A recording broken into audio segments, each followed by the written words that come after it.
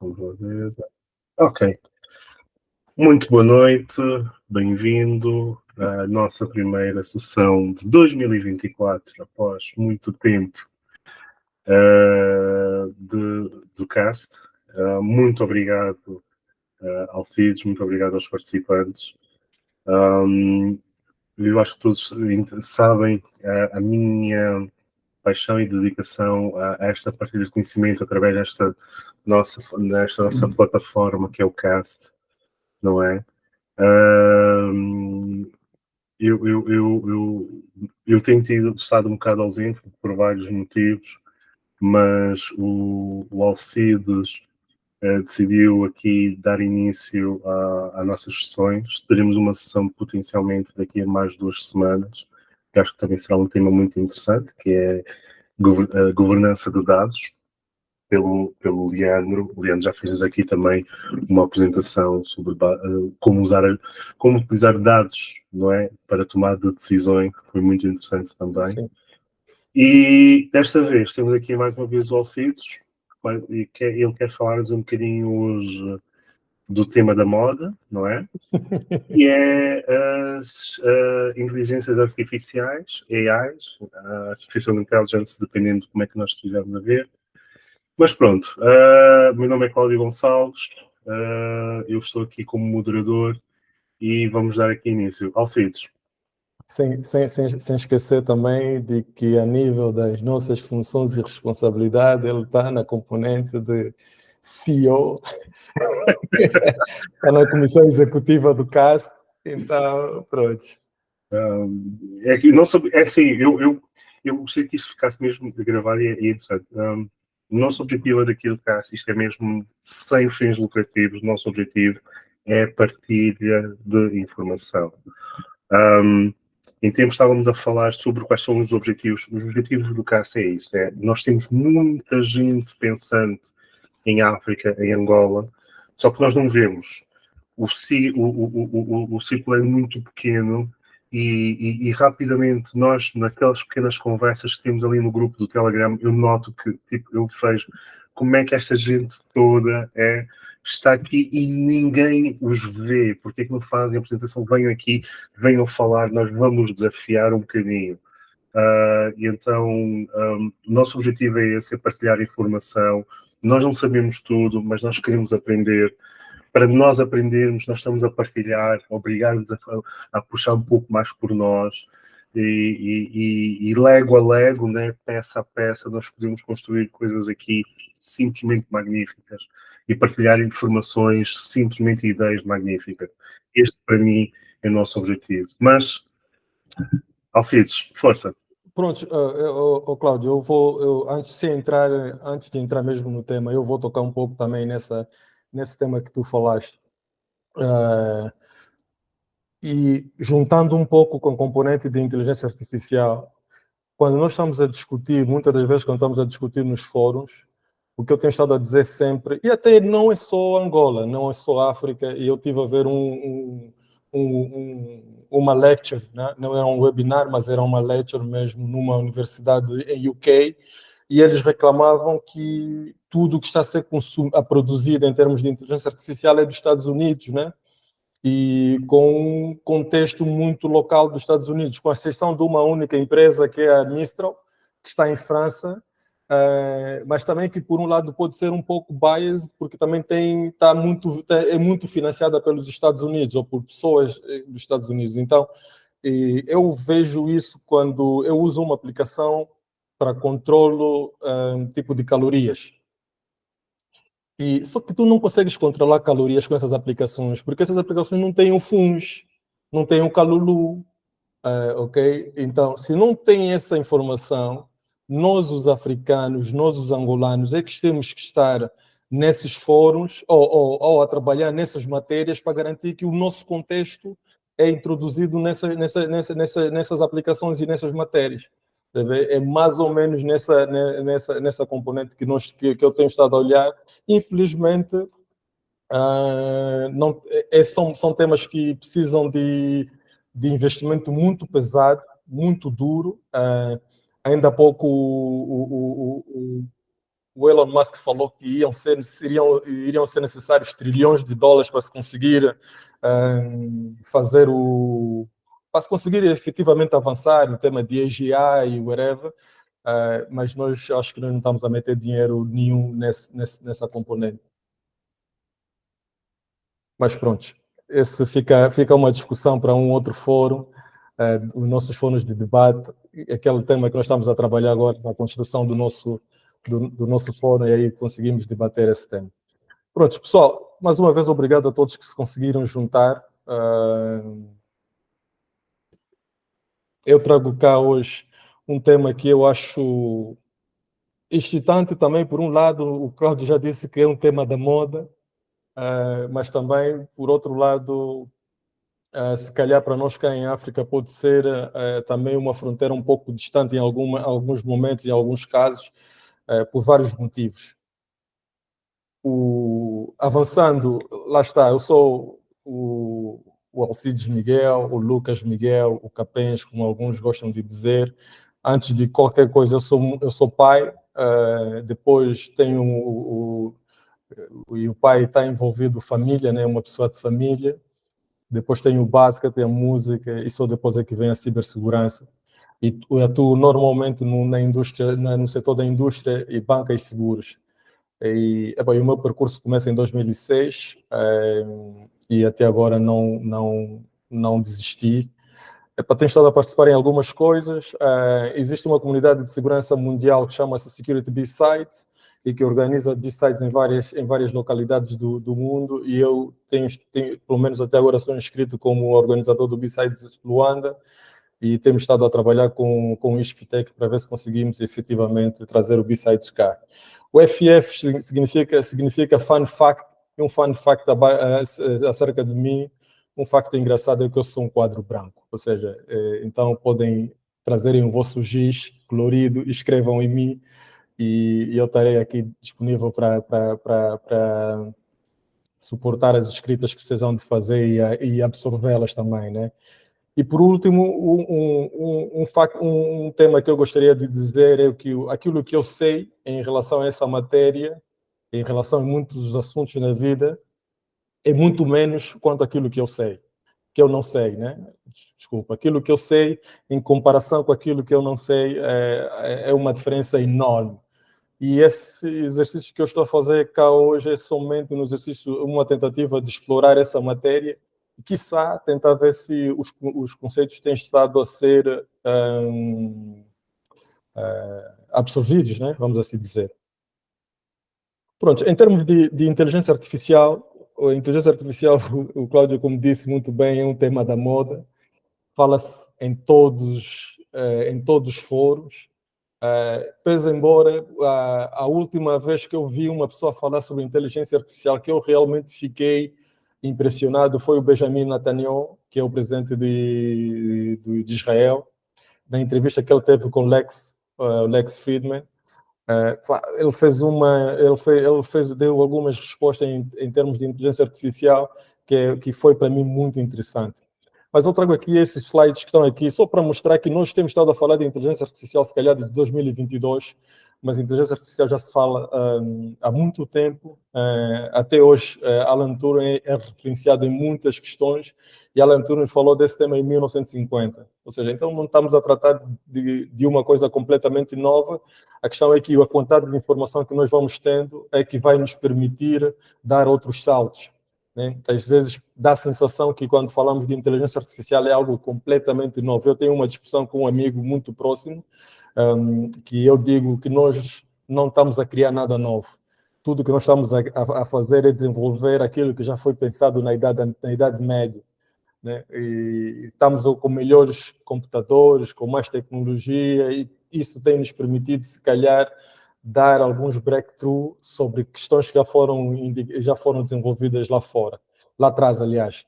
Depois, quando falamos de inteligência artificial, tem várias áreas de saber, né? Que o tema da matemática e estatística é muito, muito estatística e também componente de matemática. A componente dos domínios do conhecimento, o tema da robótica, computer vision, também que é um tema que tem sido muito interessante. Eu particularmente tenho estado a olhar um pouco para a CV por causa uma das questões que eu quero usar com inteligência artificial é na área da agricultura, que é para conseguir trazer a agricultura de precisão, e o computer vision entra muito nessa componente. Depois tem o Natural Language Processing, que é onde entra essas componentes dos LLM, o Machine Learning e o Deep Learning. Eu, particularmente, eu tenho estado a achar, mas isso eu não sou nenhum especialista, não tenho nenhum background muito firme nessa matéria, que a inteligência artificial poderia estar dentro do Machine Learning e não o contrário. Mas pronto, mas isso é um tema para uma outra altura. Em termos daquilo que nós temos estado a ver em termos de LLMs, a ideia que tem estado a acontecer é ir fazendo algumas adições incrementais. Se nós olharmos a Meta, que é a empresa do Mark Zuckerberg, o último lançamento que eles fizeram foi de um modelo gigantesco, né, de 450, acho eu, ou 400 bilhões de parâmetros. Então, o que nós temos estado a ver é dias mais dia, os LLMs que vão sendo publicados a serem huge, muito grandes, e vai-se adicionando cada vez mais funcionalidades.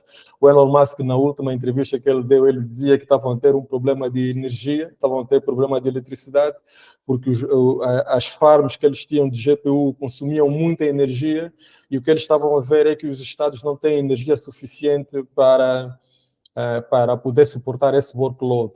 Há dias atrás, o Eric Schmidt, que foi o antigo CEO da Google, ele dava um speech que ele dizia que era importante que os Estados Unidos fizesse parceria com o Canadá, que é para poder, porque o Canadá tem fontes de energia, muitas fontes de energia, que é para poderem retirar energia do Canadá, para poderem alimentar essas farms que vão sendo construídas agora para suportar esses modelos.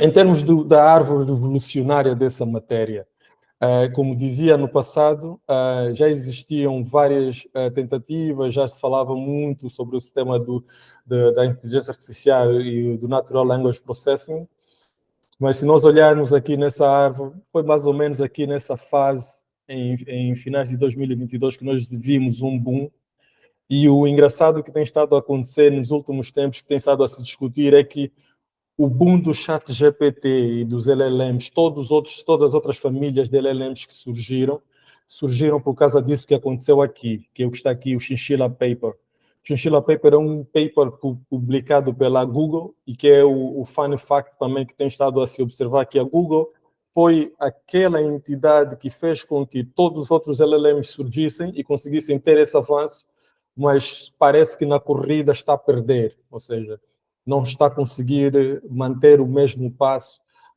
em relação à OpenAI, em relação à Anthropic, e algumas vezes também em relação à própria Meta, que a Meta tem estado muito forte a nível de open source.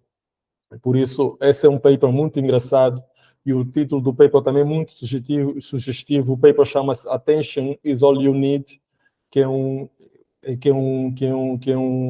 paper muito interessante, que introduz o modelo dos Transformers, que fez com que essa evolução, esses largos modos que nós temos estado a ver, vão surgindo e vão tendo grande aceitação pela população.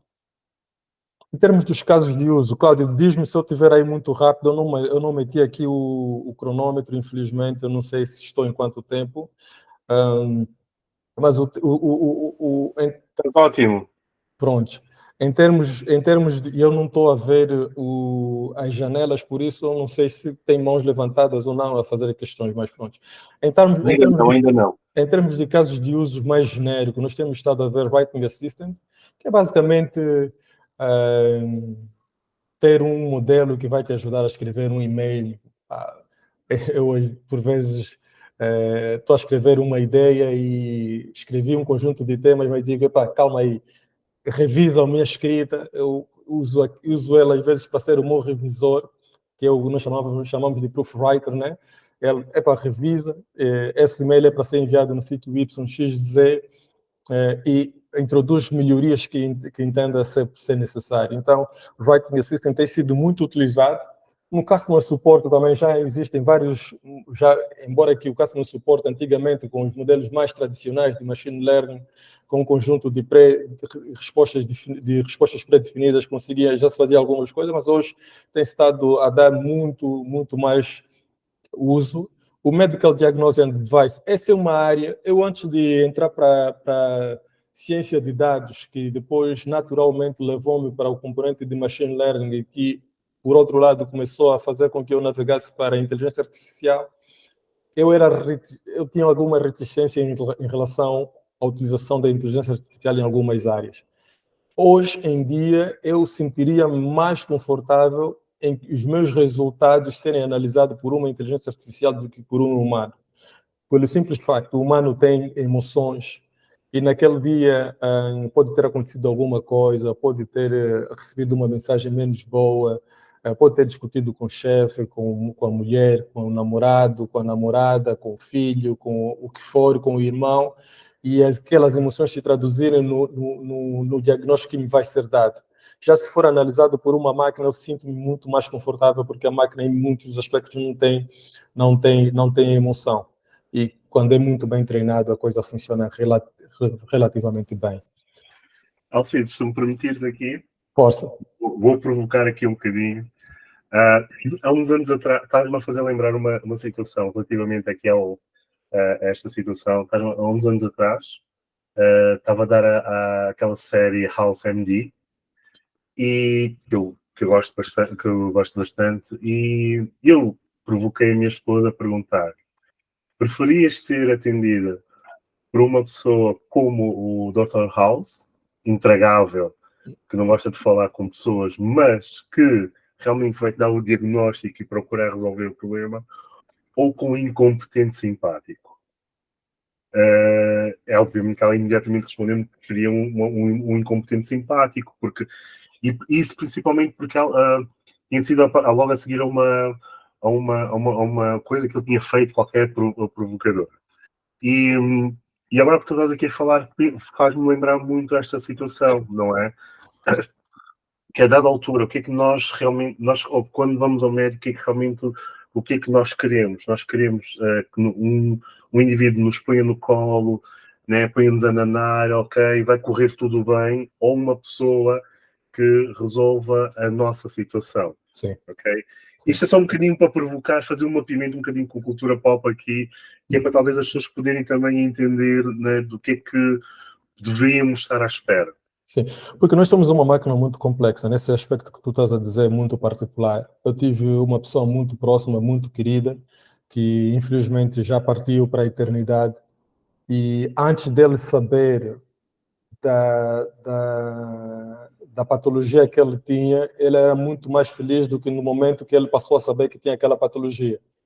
Mas ele já tinha há mais tempo, ou seja, ele já tinha, mas nós como família tínhamos decidido que não iríamos lhe dizer que ele tinha patologia. E nós levávamos às consultas, mas eram consultas que ele achava que eram consultas normais e por causa de um outro tema qualquer. A partir do momento que ele ficou a saber que tinha aquela patologia, a vida dele mudou completamente, já não era a mesma pessoa. Então, nós não somos só o resultado da nossa expertise, ou seja, da expertise de um médico, mas também da forma como esses médicos lidam conosco, com as nossas emoções, com o nosso cérebro. Então, é por aí.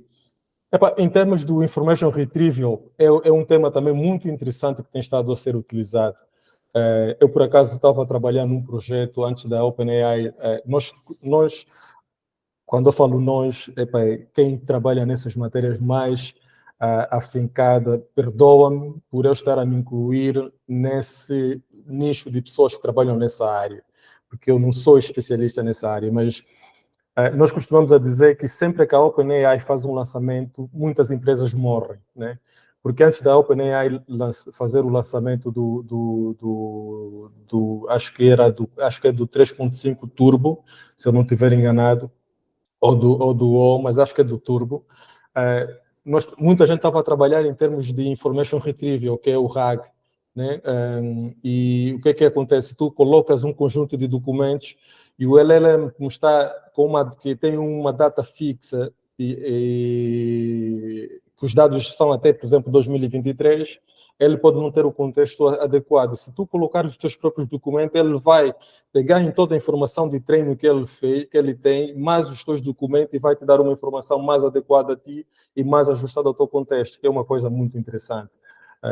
E, infelizmente, a OpenAI, quando lança esse, as empresas que estavam a trabalhar nesse produto acabaram por praticamente deixar de investir e trabalhar nisso. Eu incluído, estive a trabalhar também num projeto similar, achava muito interessante. Por exemplo, existem muitas empresas que têm muitas políticas, né? Tem 16, 20 políticas, 1 milhão de procedimentos.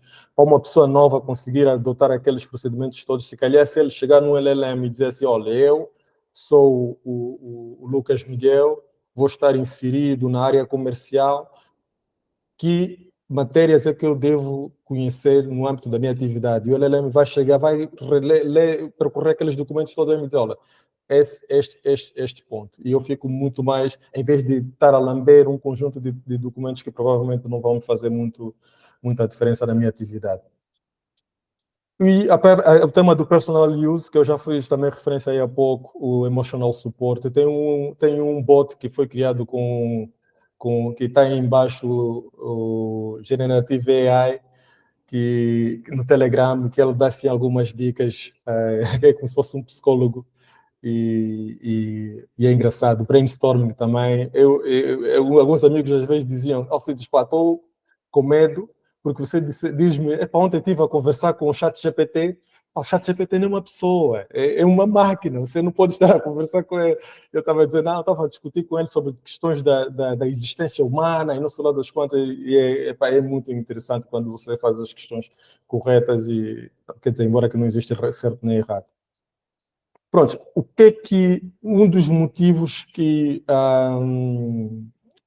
me traz aqui, além de todos os outros, é o custo, né?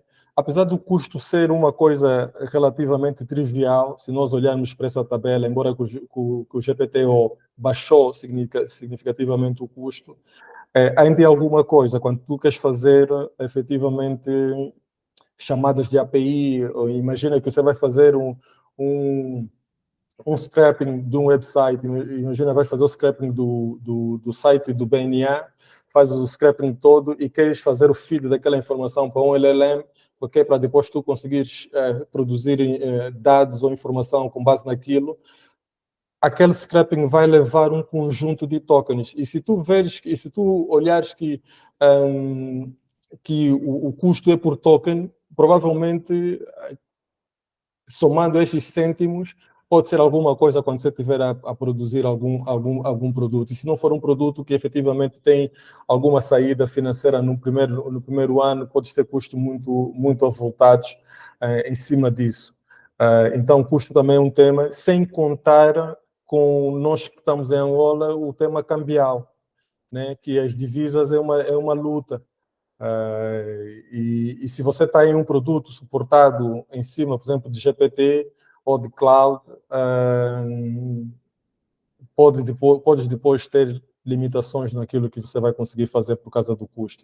Em termos de infraestrutura, o que nós também temos estado a ver, por exemplo, quando tu olhas para Azure e tu ires colocar o Azure Vertex, acho que é esse que se chama, ires pegas um open source model e vais hospedar numa infraestrutura aberta, numa infraestrutura como Azure, como Google Cloud, a Amazon, mas depois também vais ter esse tema do custo que ao long run pode não ser muito rentável. Pese embora o custo também inicial de você produzir a sua própria infraestrutura também pode ser alguma coisa elevada, mas se calhar a longo termo pode pagar. Qual é um dos principais desafios que nós identificamos a nível dessa matéria, quando tu dizes não, eu vou fazer o meu, ou vou treinar o meu, o tema são os dados. Os dados é um desafio enorme.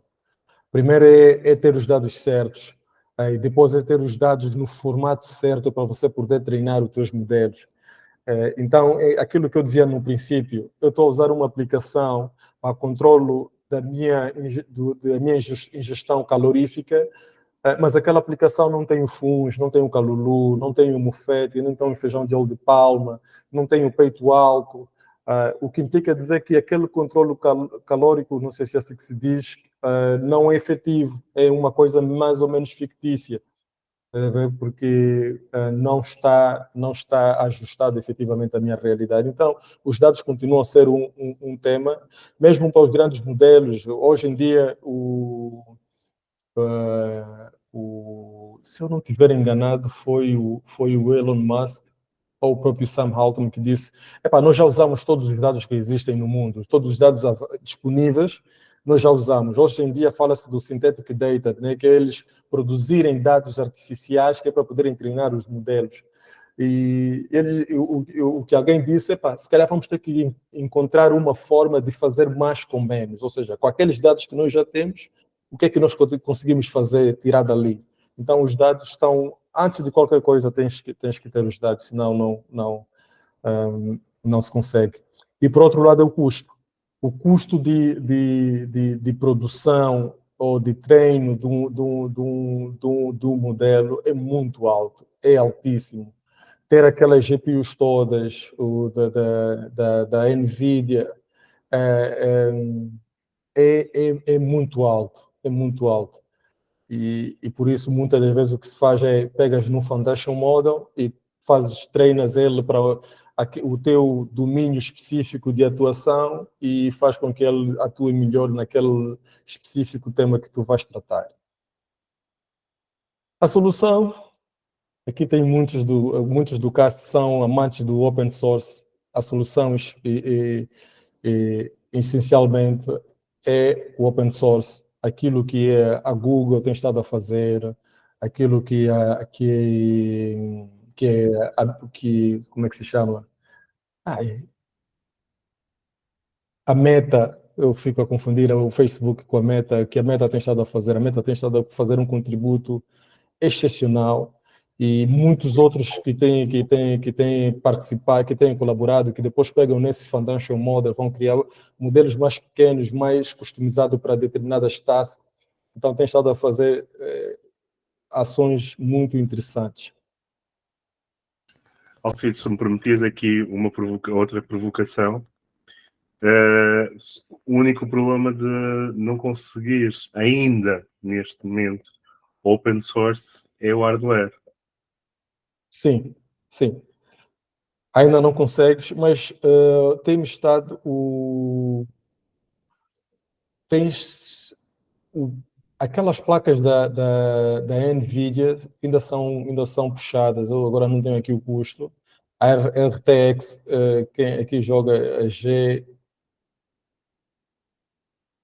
O Décio está aí, o Décio que é viciado, se calhar ele vai saber exatamente qual é o nome da placa.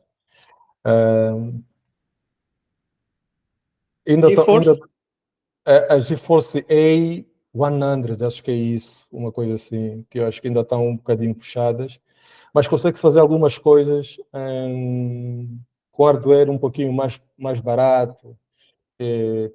Tem existido alguns modelos mais baratos que têm também uma exigência mais baixa também, 8 GB, 16 GB, se for uma máquina dedicada. Ainda consegue-se fazer algumas coisas, não com a qualidade que se pretende, porque quanto maior for o modelo, melhores são os resultados, o que implica dizer que também vais ter que ter mais hardware, mas já tem estado a se fazer algumas coisas interessantes, a nível mesmo usando os hardware mais baratos. Uma das questões que quando tu vais escolher o modelo com o qual vai trabalhar, se nós olharmos aqui, esse quadro é do leaderboard da LMC, que é uma empresa também nessa área que vai mantendo mais ou menos quais são os modelos que estão melhor posicionados. Se nós olharmos, a Meta está logo aqui, depois de todos os proprietários, né? GPT-4o, GPT-Turbo, Gemini 1.5, Cloud, e o primeiro que aparece logo aqui é o Llama 3. Embora que esse quadro já está, se calhar, desatualizado, porque a Llama lançou o Llama 3.1, que é uma evolução significativa do Llama 3, E também agora que eles lançaram o 400B, se calhar deve estar um pouquinho mais acima, porque dizem que está mais ou menos comparado com o GPT-O, não na sua totalidade, mas estão quase aí taco a taco. Esses quadros é que vão nos permitir, quando tu vais escolher qual é o modelo com o qual vais trabalhar, ver qual é aquele que está mais ou menos bem posicionado em termos do leaderboard e você escolher para fazer o teu para poderes suportar o teu projeto lá em cima. Depois, em termos de escolha também dos modelos, tem o tamanho e a arquitetura do modelo, né? O GPT-4 tem 1.5, 1.7 trilhões de token, que é um MOE. O MOE significa Mixture of Experts, né? É uma mistura de vários experts. Depois tens o Ernie, tens o Gemini. O Gemini, a Google, a única coisa em que eles são bons é ter um context window. O context window basicamente é o que é que o modelo consegue receber numa única chamada. Imagina que você está a chamar por API ou mesmo no prompt, quando tu estás a fazer o prompt, o que é que ele consegue receber. Já fizeram testes de colocar um filme inteiro, colocar um livro inteiro, e o Gemini tem sido muito bom nessa componente. O Cloud3 também está com 2 trilhões de token, que é da Anthropic. A Anthropic é uma empresa que é suportada pela Amazon, mas a Amazon não fala nada, e também, inclusive, por acaso, a semana passada ou essa semana, a autoridade da concorrência nos Estados Unidos estava a investigar a Anthropic para perceber como é que é a ligação entre a Anthropic e a Amazon, e eles gostam de mexer nessas coisas. Em termos de projetos open source que nós podemos utilizar para suportar as questões que nós queremos trabalhar, o primeiro é o Hugging Face. O Hugging Face basicamente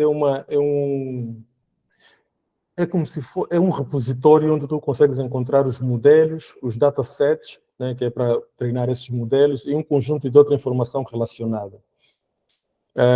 Depois, outro que eu vou aqui destacar é o Ollama, que eu também depois eu mostro. O Ollama é uma solução que corre em cima começou a correr somente em Mac, mas hoje já tem para Linux e para Windows, que permite correr esses modelos em cima dele de forma muito simples, sem grandes esforços. Depois, um outro que eu também gosto muito são esses dois que vêm aqui, que é o Test Generation Web UI, que também está na mesma categoria do Ollama, mas embora eu goste mais do Ollama, e o Chatbot UI. O Chatbot não gosto tanto, mas e gosto mais do Chat Web UI, que eu também daqui a pouco eu mostro. Em termos daquelas tarefas e objetivos e tarefas específicas que podem ser utilizadas com utilização local de LLMs, que é criar quando nós olhamos aqui, o que é que eles fazem basicamente, o GPT-3, o GPT-4, o Cloud, porque quando nós vamos escolher um LLM, temos que saber se aquele LLM que nós estamos a escolher é suitable, ou como é que se diz, é adequado para a tarefa que nós queremos realizar. Ou seja, nem todos os modelos respondem bem a todas as tarefas. Existem modelos que são muito específicos para determinadas tarefas, como, por exemplo, o DALL-E, né? O Midjourney, que são muito bons em image generation, mas depois você não consegue fazer outras coisas mais com eles, né? Apesar de estarem a surgir agora os MOE. Mas, por exemplo, tu olhas o General Text Generation, que tens a OpenAI, que é a OpenAI e a Anthropic são praticamente líderes nisso. A Anthropic tem estado a fazer uma coisa muito, mas muito interessante. Depois, em termos de código, apesar de ter aqui o GPT-4, o Cloud, o CodeLama também tem estado muito bem, que é basicamente que é open source, não é fechado como o GPT-4 e o Cloud 3, e um conjunto de outros modelos que estão aqui também espelhados. Só mais outro tema. Muitas das vezes podemos conseguir grandes resultados com prompt engineering, né, que é a engenharia do prompt. E o que é o prompt engineering? É você conseguir fazer o prompt, é tipo o Google, né? Nós temos o Google, mas nem todo mundo sabe pesquisar no Google. Se você não pesquisar pela forma certa, pode não conseguir os resultados certos. Pese embora que hoje o Google está muito mais à frente, mas se formos, por exemplo, no DuckDuckGo, né? Que não tem muito essa coisa como é que se chama?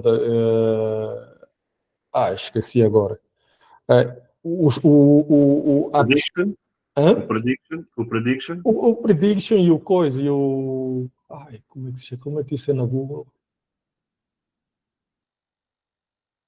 Aquilo quando tu colocas os teus ficheiros na máquina, a máquina fica a fazer o indexing, né? A indexação, Ok. a indexação Indexação dos metadados. dos metadados, a indexação do Google é uma coisa do outro mundo. E o DuckDuckGo não faz muita indexação. Se tu fizeres a mesma pesquisa no DuckDuckGo, provavelmente não vais conseguir grandes resultados, porque ele não tem essa mesma indexação que tem o Google. Então, é a mesma coisa nos LLMs. Se você não colocar bem o teu prompt, existem sites por ali, que eu também depois posso mostrar aqui, um da Microsoft que é muito interessante, que dão essas dicas de como fazer engenharia de prompt.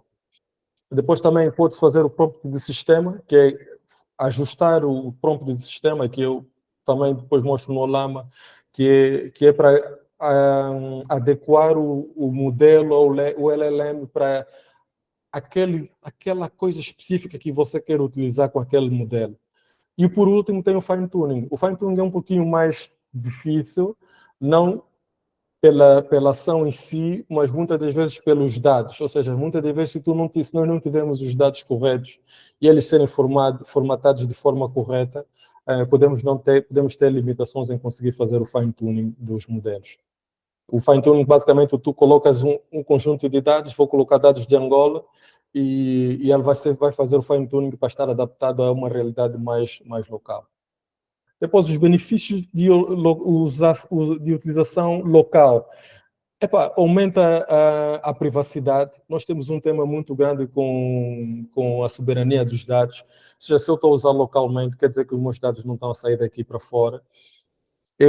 Existe aquele tema que diz reinforcement learning with human feedback, que eu acho que muitas das vezes os prompts que nós vamos fazendo também vão fazer o reinforcement learning do próprio modelo em si, o que implica dizer aqueles dados que tu estás a colocar também vão ser utilizados pelo próprio modelo.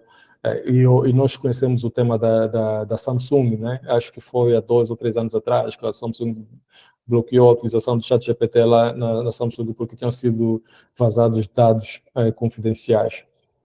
Depois, o tema da utilização offline, o que implica dizer que se eu estiver trabalhando num projeto, para aqueles que gostam, que viajam muito, eu posso continuar a trabalhar no projeto sem precisar de ter acesso à internet, o que vai também ajudar significativamente no processo. O tema da latência, pese embora que em muitos casos pode não se colocar, principalmente para quem está na Europa, pode não se colocar. O custo, conforme nós falamos também, o custo quase que não tens custo nenhum, porque a máquina de qualquer das formas vai estar a utilizar, o computador que tu tens de qualquer das formas vai estar a utilizar, e o tema também da fácil customização.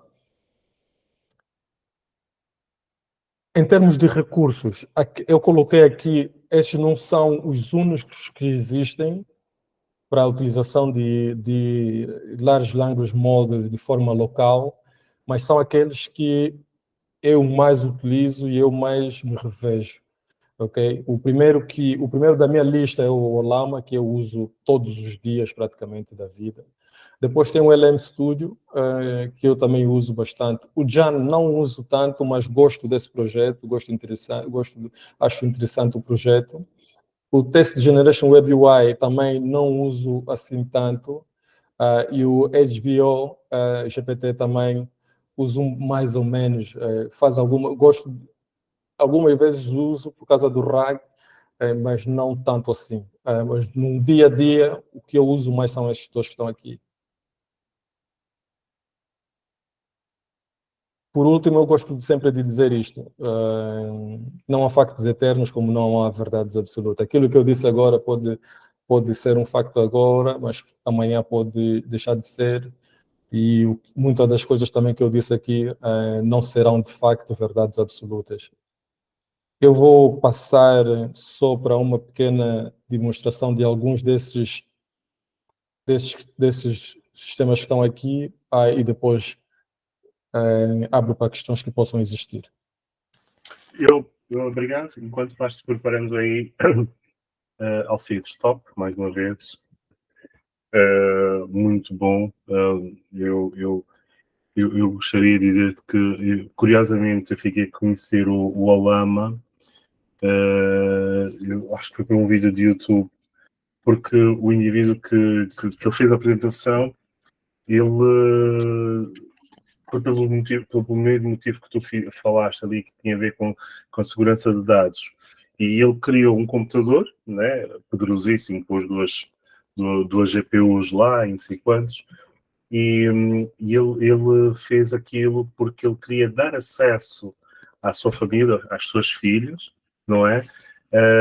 A uma ferramenta, mas que não expusesse, não a expusesse à internet. E para além de que ele permitiu ele customizar, como tu tiveste, padronizar o LMM, para que as crianças, né, as filhas dele, ao invés de chegarem lá, como tem acontecido muito, de chegar lá e dizer, ok, faz-me um trabalho sobre o Agostinho Neto, tal, tal, tal, tal, tal, tal, e o modelo simplesmente escrever tudo, ele definiu um modelo onde o modelo dá as dicas e referências para as filhas irem à procura online dos dados, não faz o trabalho por elas. Ele fez ali de uma forma muito interessante e muito inteligente, e eu gostei bastante, e foi aí que eu fiquei a saber. Mas olha, mais uma vez, obrigado. Vamos lá. Conseguem ver o meu ecrã? Sim. Pronto. O Olama, eu não sei se aqui vai aparecer uma coisinha pequenininha. Né? Eu se vir aqui, Olama. Não, está ótimo, está ótimo. Eu acho que eu consigo aumentar o coisa. Mas eu vou fazer o Olama List e basicamente o que ele vai fazer é mostrar todos os modelos que eu tenho na minha máquina. Eu estou ansioso porque a Microsoft lançou os novos. A Microsoft fez um coin de um novo termo que é o SLM.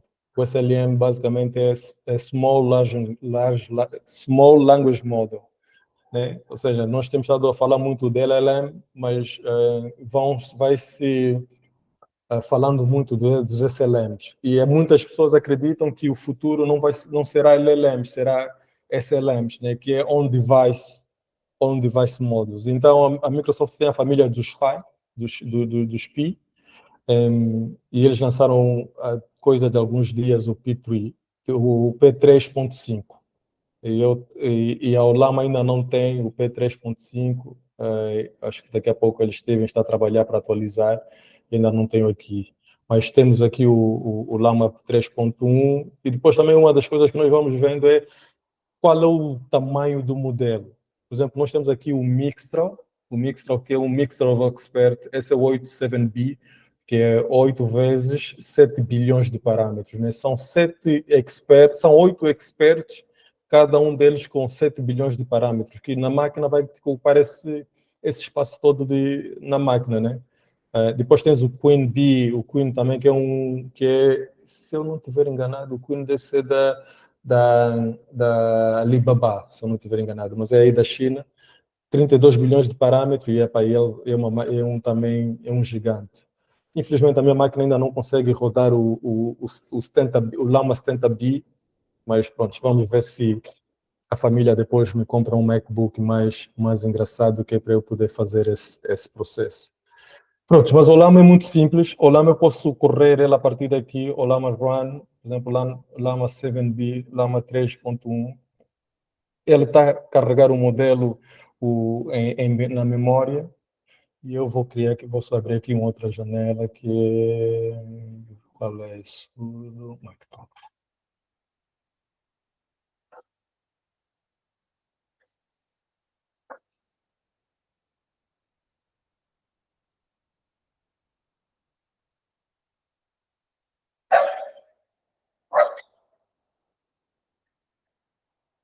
Pronto, eu acho que ele já deve ter carregado. Eu estou com aqui 58% de utilização, o GPU está 79%, 80%, que implica dizer já carregou.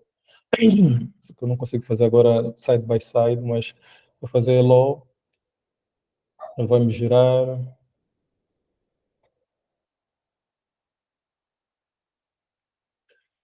Tudo localmente, tudo na minha máquina. Eu posso desligar a internet, infelizmente não posso desligar porque estou agora nessa sessão.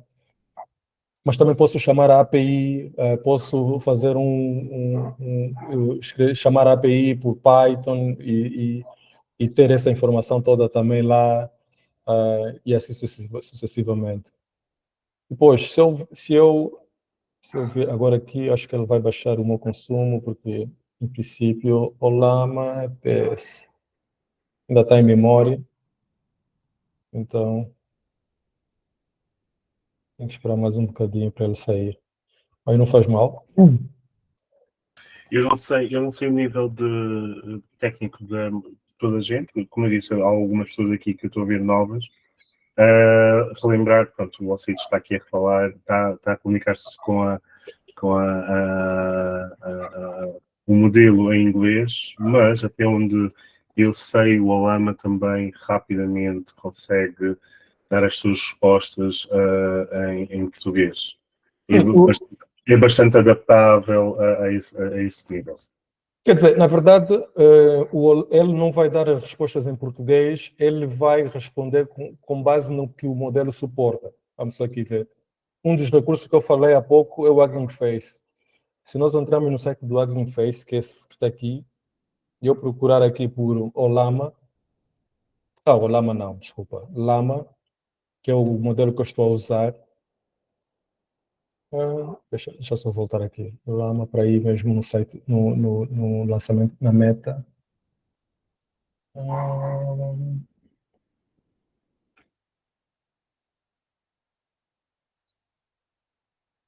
Meta, tá aqui. Se eu vir aqui no Model Card, né, aqui é onde eu tenho toda a informação do modelo, quais são as versões que eles têm. Tem o 8B, que eu estou a utilizar agora na minha máquina, tem um contexto de Windows de 128K, e tem um 405 bis, né, que esse aqui não tem como, nem por perto, correr perto dentro da minha máquina. Mas se nós olharmos aqui em toda a informação que está aqui, em algum sítio ele vai dizer quais são os idiomas que ele suporta.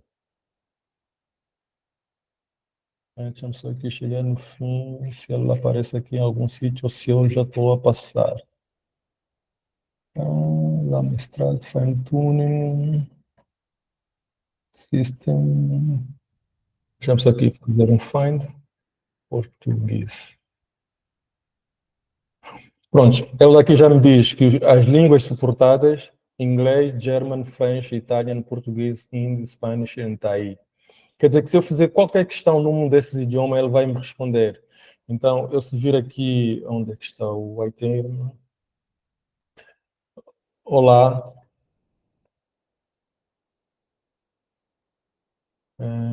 Quem foi o primeiro presidente de Angola?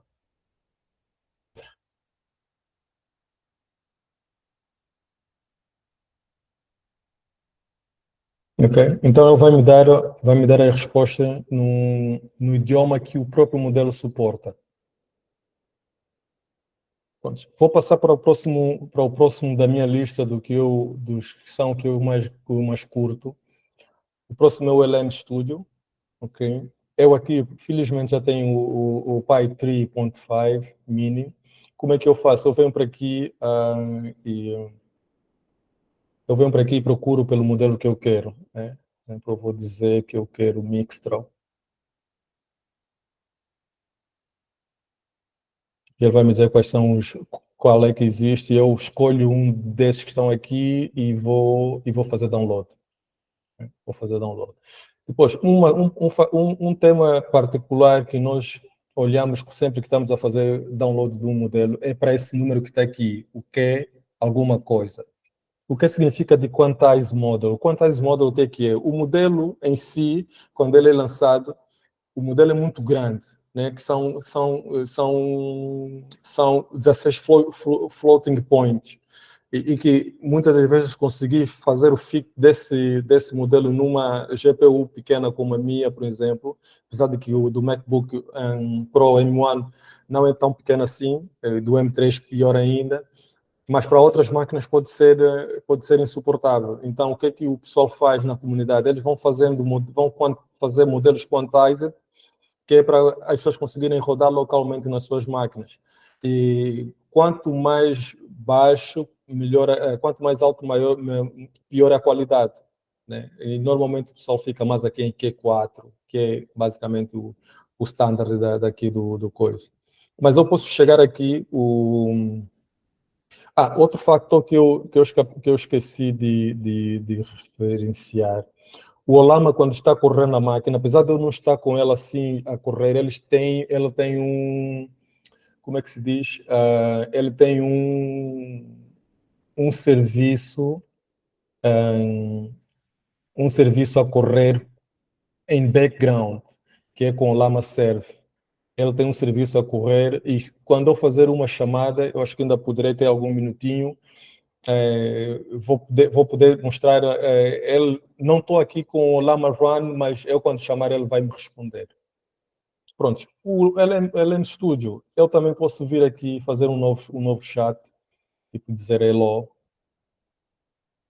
Lá está, a língua também depende do modelo, do que é que o modelo suporta. Temos que ir lá no site do Hugging Face e procurar aqui por 53.5 Microsoft Strat. E eu fazer find português. E ele tem aqui, esse é um modelo muito interessante, gostei muito. Ele foi lançado agora em agosto de 2024. E tem um suporte de línguas brutal, mesmo brutal. E é engraçado que no que eu falava do cut-off dos modelos, ele tem dados de 2023. Eu só preciso aqui encontrar o sítio. Está aqui, aquele, né? This stats model training on offline dataset with cut-off October 2023, né? Então, apesar de ser lançado agora, o cutoff é de 2023. Por isso é que quando nós vamos falar de RAG, é importante muitas vezes usar RAG, que é para dar contexto mais atualizado para o modelo que nós estamos a usar. E se nós olharmos aqui, ele foi treinado durante 23 dias. Imaginem vocês usarem 512 GPUs durante 23 dias, com um dataset de 4,9 trilhões de tokens. É muito dinheiro que se gasta aqui, mas é mesmo uma enorme quantidade de bufunfa que gasta-se aqui. Mas pronto, voltando aqui, eu só dizer o IU, I'm fine, né?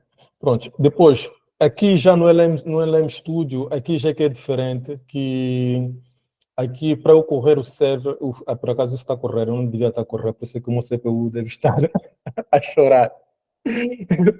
A minha GPU, aliás, ela que ele está a usar 26 GB de RAM, então pronto. Mas vou parar aqui esse servidor. Aqui é muito simples, basta eu chegar aqui, carregar um modelo que eu quero utilizar. Posso usar o Phi 3, posso usar o Meta L3. Eu tenho estado a usar esse ultimamente, tenho estado a testar, foi lançado agora, está fresquinho. Mas não quero essa versão, quero uma outra versão, mas pronto, temos estado a usar essa. E eu faço o stat server, quando eu fazer o stat server, ele já tem aqui os endpoints. Como é que eu posso chamar os endpoints? Um Hello World, um chat com Python, Assistant e assim sucessivamente. Pronto, correndo, avançando, acho que o próximo da lista pode ser o Test Generation Web UI, que também está aí no meu slide. Vou só fazer cd test.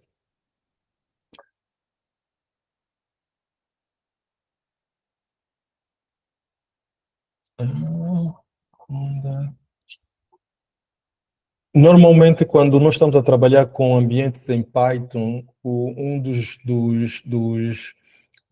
das recomendações é que nós utilizemos ambientes virtuais. E para utilizar ambientes virtuais, existem duas formas de o fazer, pelo menos as que eu conheço, que é o VNV do próprio Python, ou podes usar o Conda, instalando o Anaconda ou instalando o Miniconda. Eu prefiro usar o Conda, que para mim é muito mais user-friendly. E se vocês olharem, eu estou na base, o que implica dizer que eu não tenho um environment basicamente específico, carregado, e o que eu quero fazer é que, como eu vou usar o Test Web Generation, Web UI, e tem requisitos específicos que podem não ser compatíveis com as outras aplicações que eu tenho aqui, eu tenho que carregar o environment ou ambiente virtual que está associado a essa aplicação que eu quero utilizar. Então, deixa-me só aqui ativar o teste gen.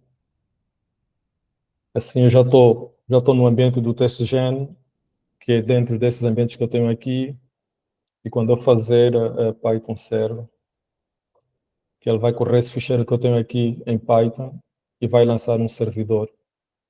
Pronto, lançou esse servidor, eu venho para aqui, copio esse, quer dizer, já copiou, não preciso mais copiar. Ele vai lançar o Test Generation Web UI, que já tem um modelo associado, e eu vou fazer também tudo aquilo, o resto que nós já falamos. O que acontece? Nisto aqui vai ser uma questão de gosto. Vai ser escolher entre o Benfica Porto, entre o 1º de agosto, Petro, e assim sucessivamente.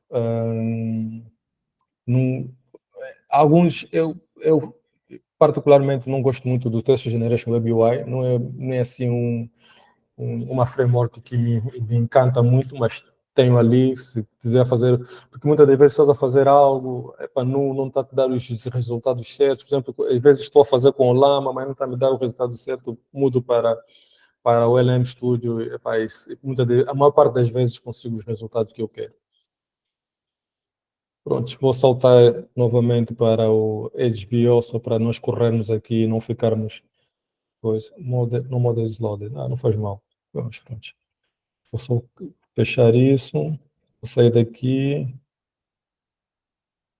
e vou ter que mudar novamente de environment. Ok, mudei para o HBO. Depois aqui.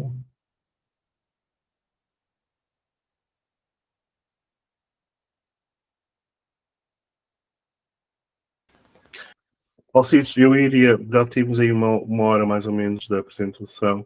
Pronto. Enquanto enquanto vais mostrando, não é? Eu iria permitir aqui abrir os microfones e começarmos a debater um bocadinho, falar um bocadinho, questões, opiniões. Eu ia começar a abrir agora aqui o palco para essa situação, enquanto vais partilhando o ecrã. À vontade. Eu não sei se alguém quer fazer algum comentário, alguma questão. Eu tenho aqui os meus pontos de vista, né? Eu vou apresentando, então estão todos à vontade. Uma das questões que eu gosto no HBO H2O é o tema da sumarização. Eu posso vir aqui fazer upload, venho aqui, faço Facu, eu já tenho instalado a Facu, então eu vou fazer... Ok, como só tenho um documento, eu não preciso me preocupar, eu vou só fazer submit e ele vai sumarizar. Please use the base model with... ok, já sei. Não selecionou o modelo.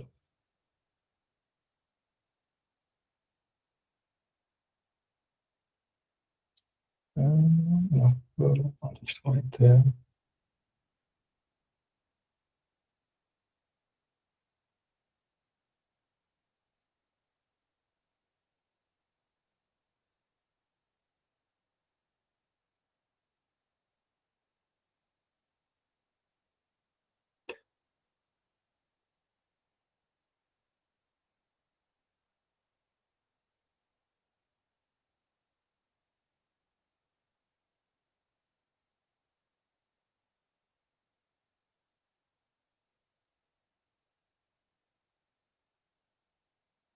Cláudio, podes avançar com as questões enquanto estou aqui? Ou Sim, qualquer... estava aqui à espera, entretanto. Ou qualquer uma outra pessoa que tenha alguma outra questão. Sim, eu ia, ok. Mário Peão, ótimo, vai falar, força. Lucas, olha, eu não sou profissional de como é que chama isso? Ai, aduaneiro, né? E no outro dia eu queria saber quanto é que custa para fazer uma determinada importação de um determinado produto. Eu disse, pá, vou lá ver se consigo usar a inteligência artificial para fazer isso e talvez tu me ajudes. Era para carregar a pauta aduaneira toda, não é? Acho que são para aí 20 megas, para a inteligência artificial e depois ela me responder todas as perguntas. Só que qual foi a dificuldade que eu encontrei? É que o PDF foi gravado tipo em formato de fotografia, não se podia colocar o texto. Yeah. E quando se usou OCR, ele até as tabelas foram transformadas em texto. E a maior parte da pauta do Aleira são tabelas. Como é que tu farias isso? Como é que tu... Que aproximação é que usarias? Como é que farias?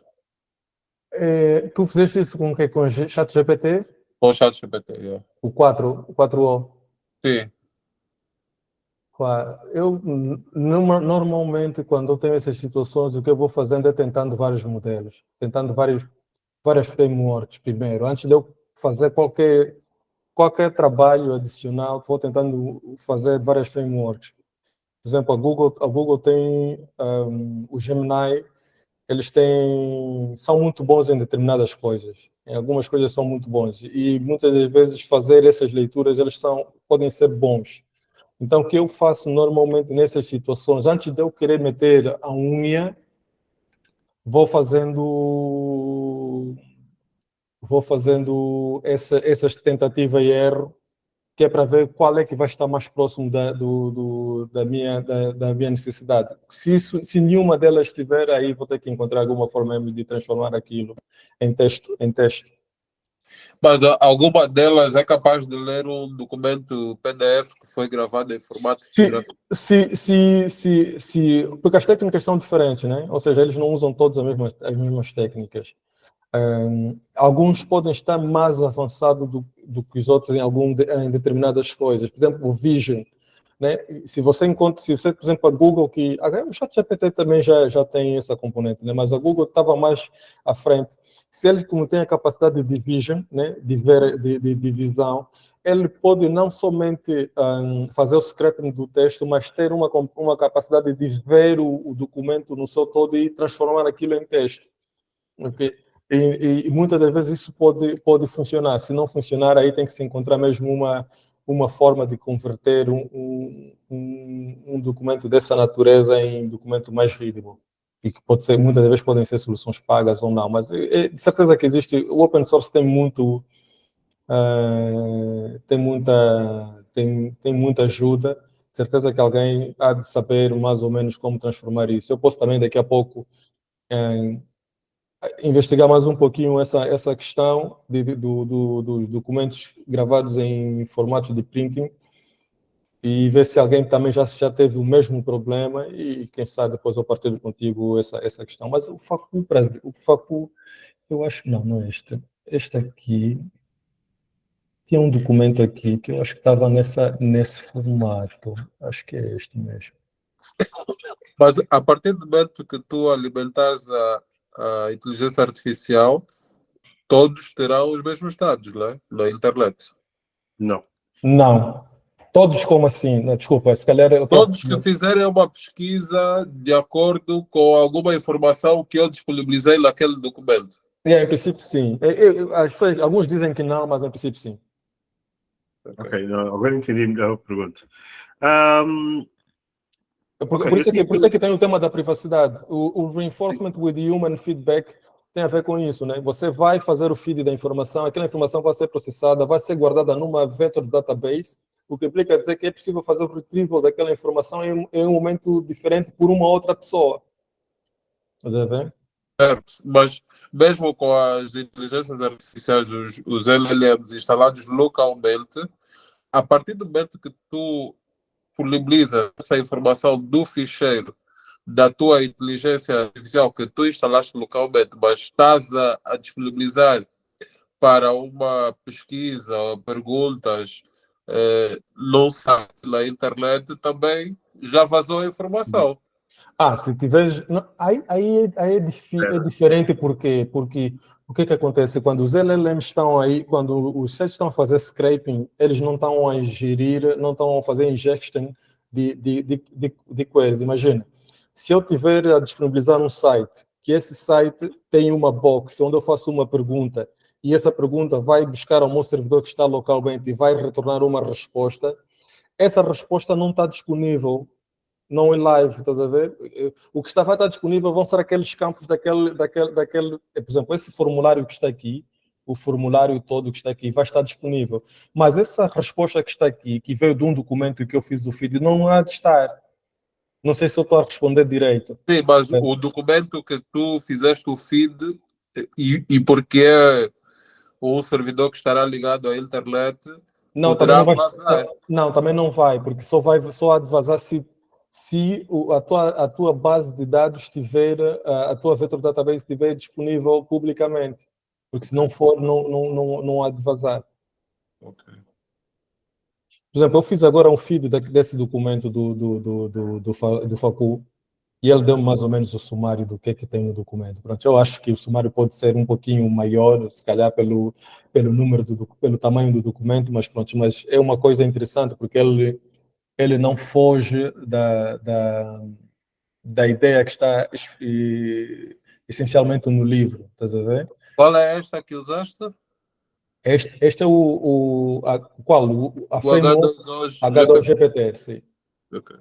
Okay. E eles não estão a usar um modelo muito famoso, né? Está a usar um Zypher, não é lá grande coisa, mas... Olha, Pião, pensa da seguinte forma, pensa da seguinte forma, imagina, não é, que tu queres treinar um modelo, não é, ou queres usar um modelo sobre legislação laboral, não é?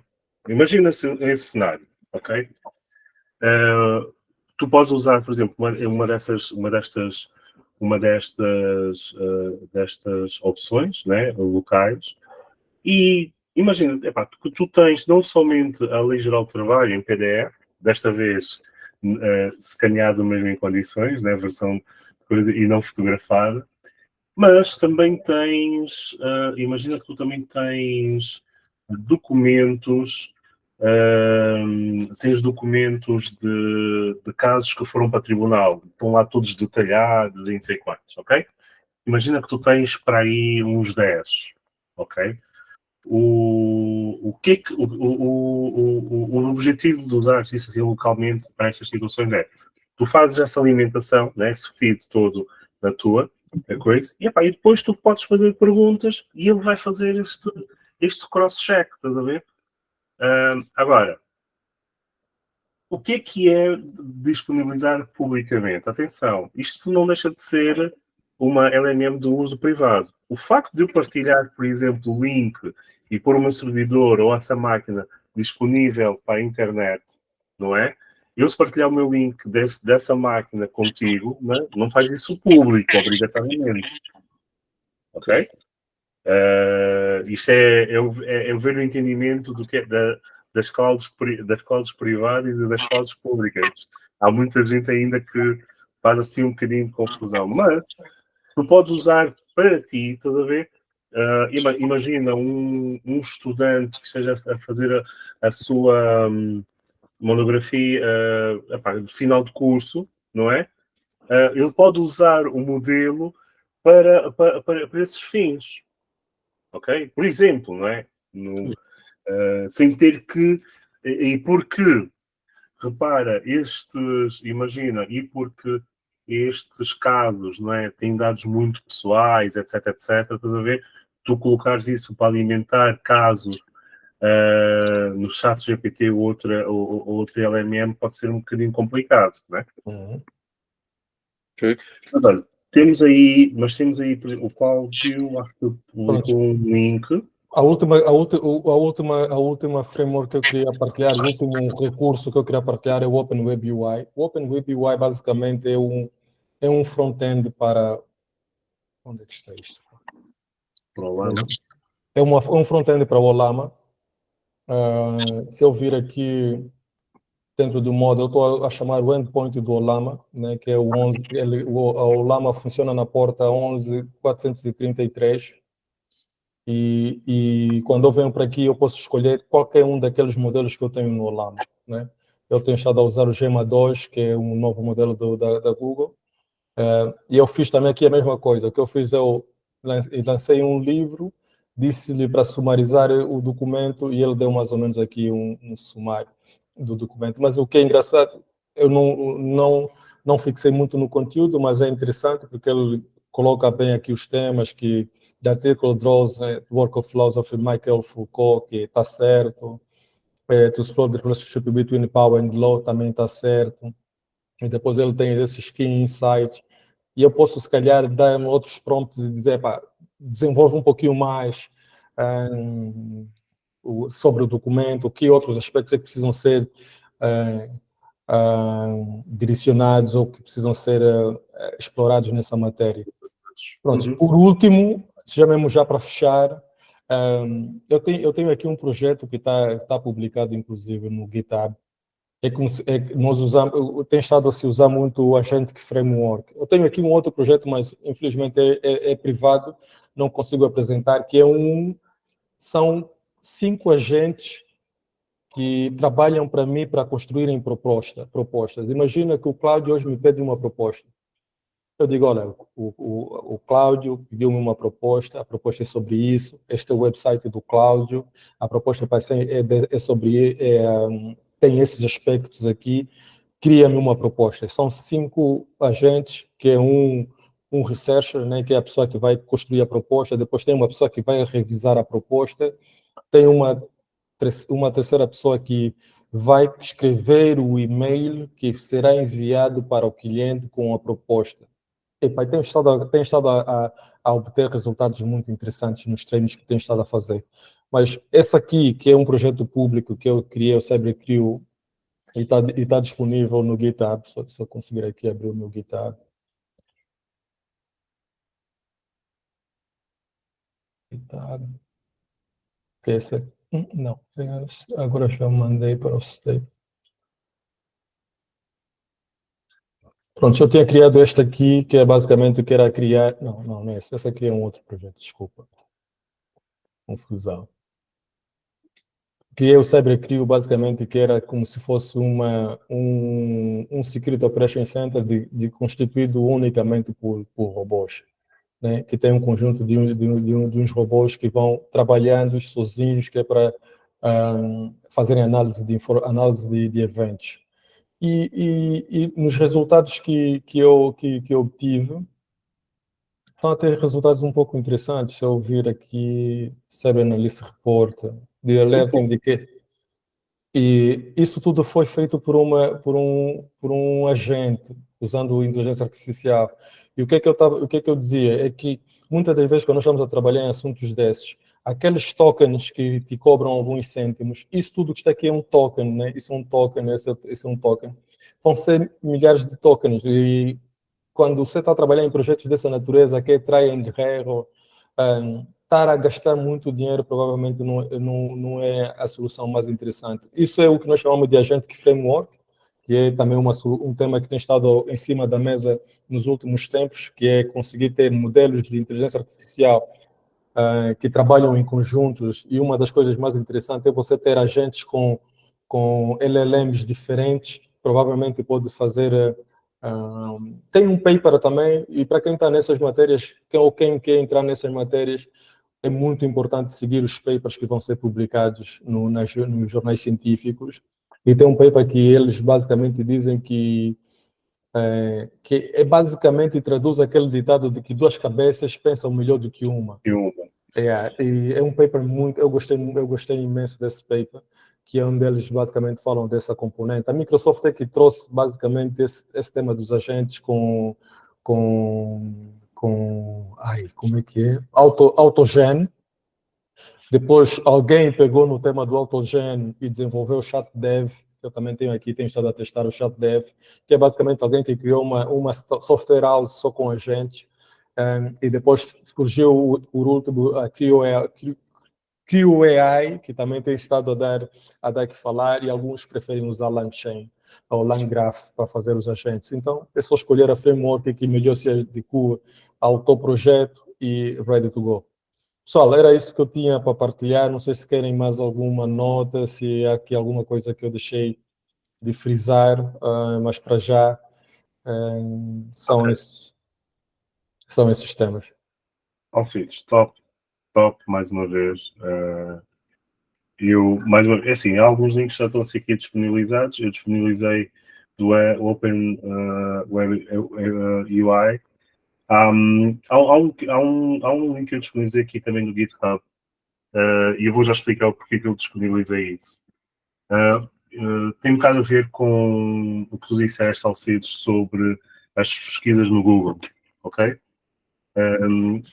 Uma das coisas que desde que eu estou a trabalhar aí com os LLMs é que começou a obrigar-me a comunicar melhor, ok? Eu comecei a pensar na forma como eu comunico, tanto com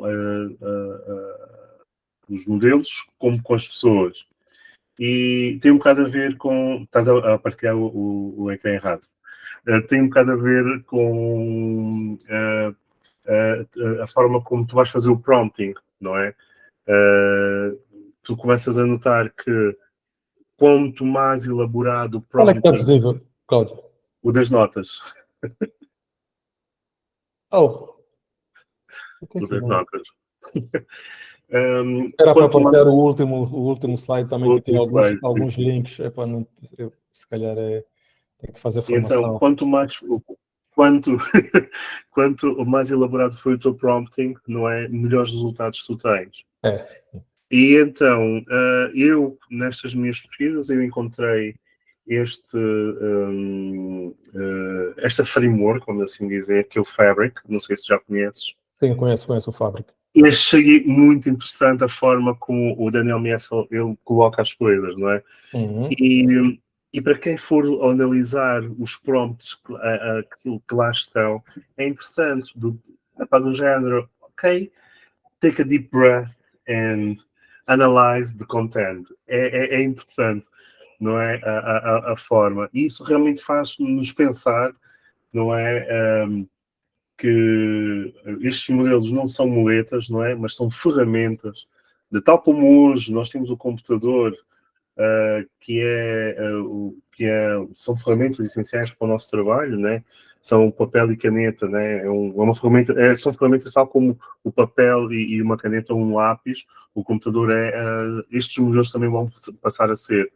E eu acho que o Fabric é uma framework muito interessante que é para analisarem nesta questão do prompting engineering. Os resultados são interessantes. Por outro lado, falando aqui também na questão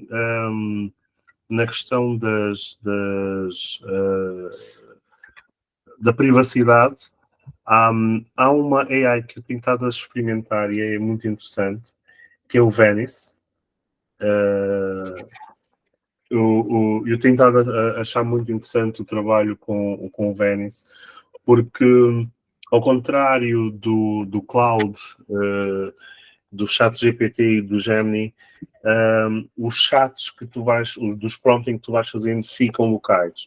Ou seja, se tu tiveres a aceder pelo telefone, né, está lá no telefone, tu não vais conseguir ver o mesmo chat do teu browser, do teu computador, se estiveres pelo Mac ou se estiveres pelo PC.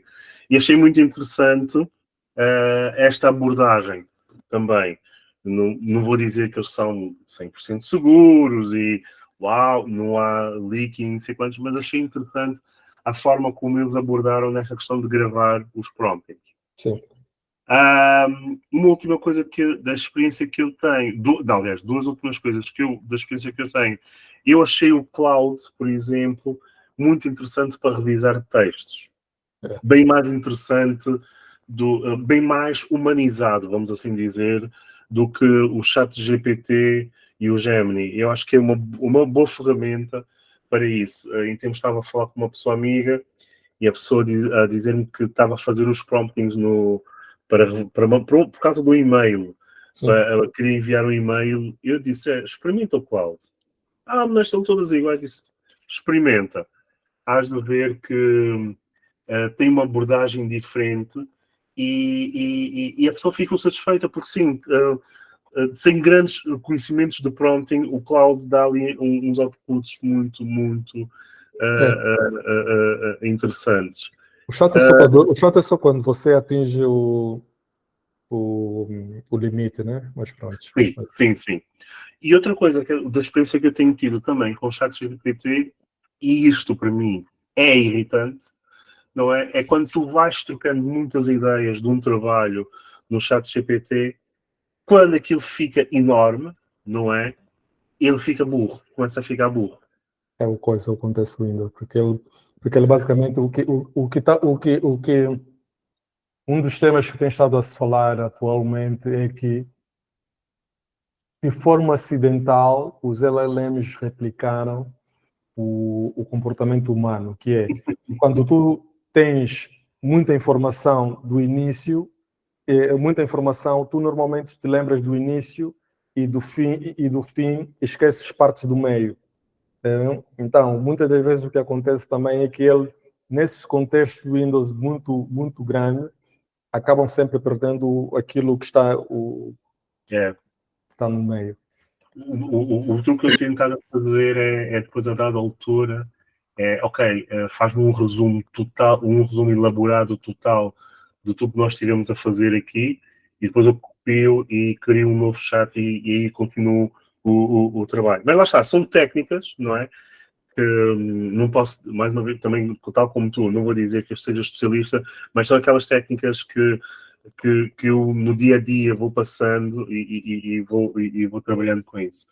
Mas olha, eu queria provocar aqui um bocadinho, Mário, Santiago, deste cara. Diz-me só uma coisa, tu disseste cloud ou cloud que acaba com E? Como é que se escreve esse teu...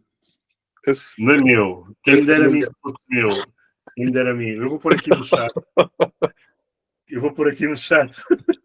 para saber qual é. Tu e as outras pessoas. Mas deixa-me provocar aqui, olha, o já pôs, deixa-me provocar aqui o Mário Santiago, que ele está bem relaxado, eu estou aqui atento no vídeo, ele esteve aqui a comer. Precisamos dos teus inputs, anda lá. Não, eu gostei muito.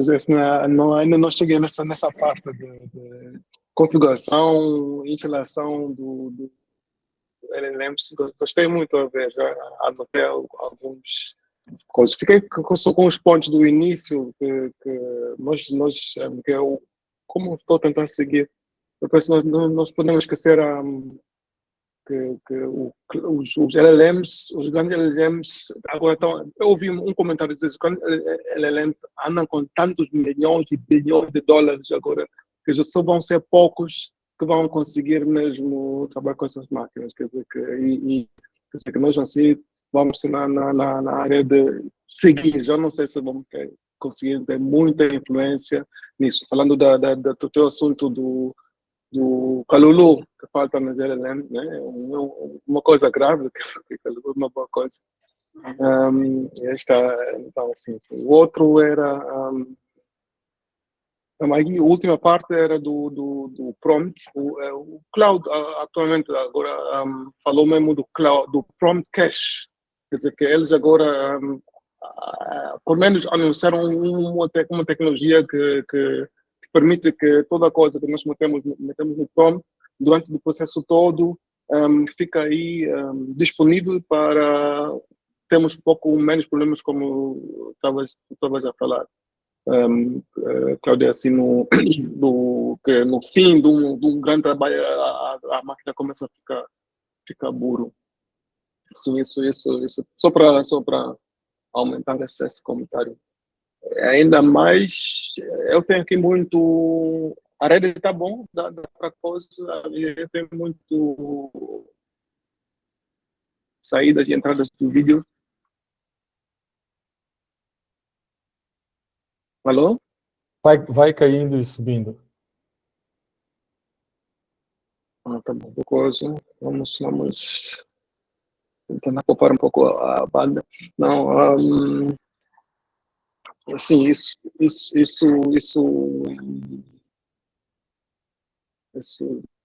podemos esquecer.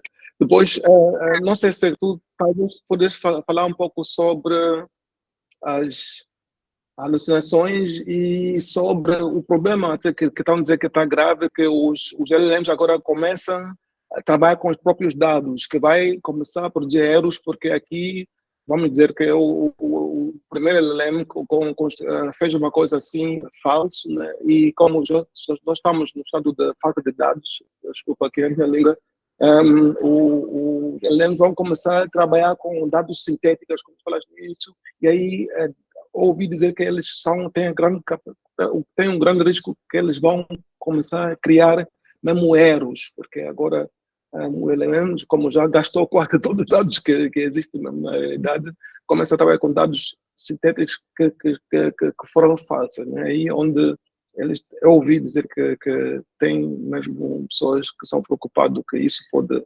estragar mesmo esse projeto, porque pela quantidade, não sei que depois vai conseguir desfazer essas informações todas que eles estavam aqui, a criar.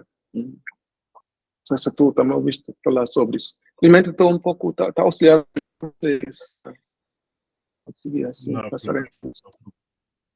Alfredo, queres fazer algum comentário adicional? Sim, eu acho que o que o Mário disse faz todo sentido, porque, primeiro, os dados sintéticos, se não tiverem um processo de... há dias atrás, um especialista em termos, acho que é biológico ou químico, ou coisa assim parecida, estavam a falar que os dados que eles conseguiram, esses que foi na Stanford University, era um fórum científico, alguma coisa, e eles tiveram que trabalhar com dados sintéticos, e a pergunta que lhe fizeram foi como é que eles conseguiram validar que esses dados sintéticos estavam ok. E ele deu muitas as voltas e não respondeu à questão, na verdade. Então, aí nós temos efetivamente essa preocupação de que efetivamente os dados sintéticos podem ser uma armadilha, né?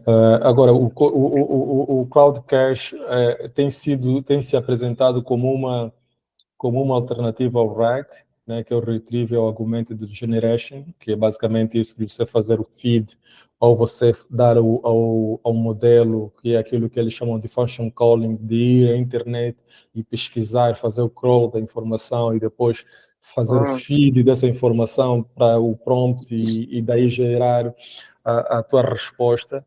O que a Cloud, a Anthropic, posiciona-se como sendo uma alternativa a essa questão do RAG, que pode ser essa componente do Cloud Cache. Sobre o tema acho que o primeiro ponto agora que é alucinações.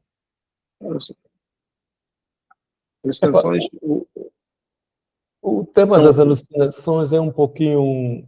Eu acho que nos últimos tempos os modelos ficam um bocadinho mais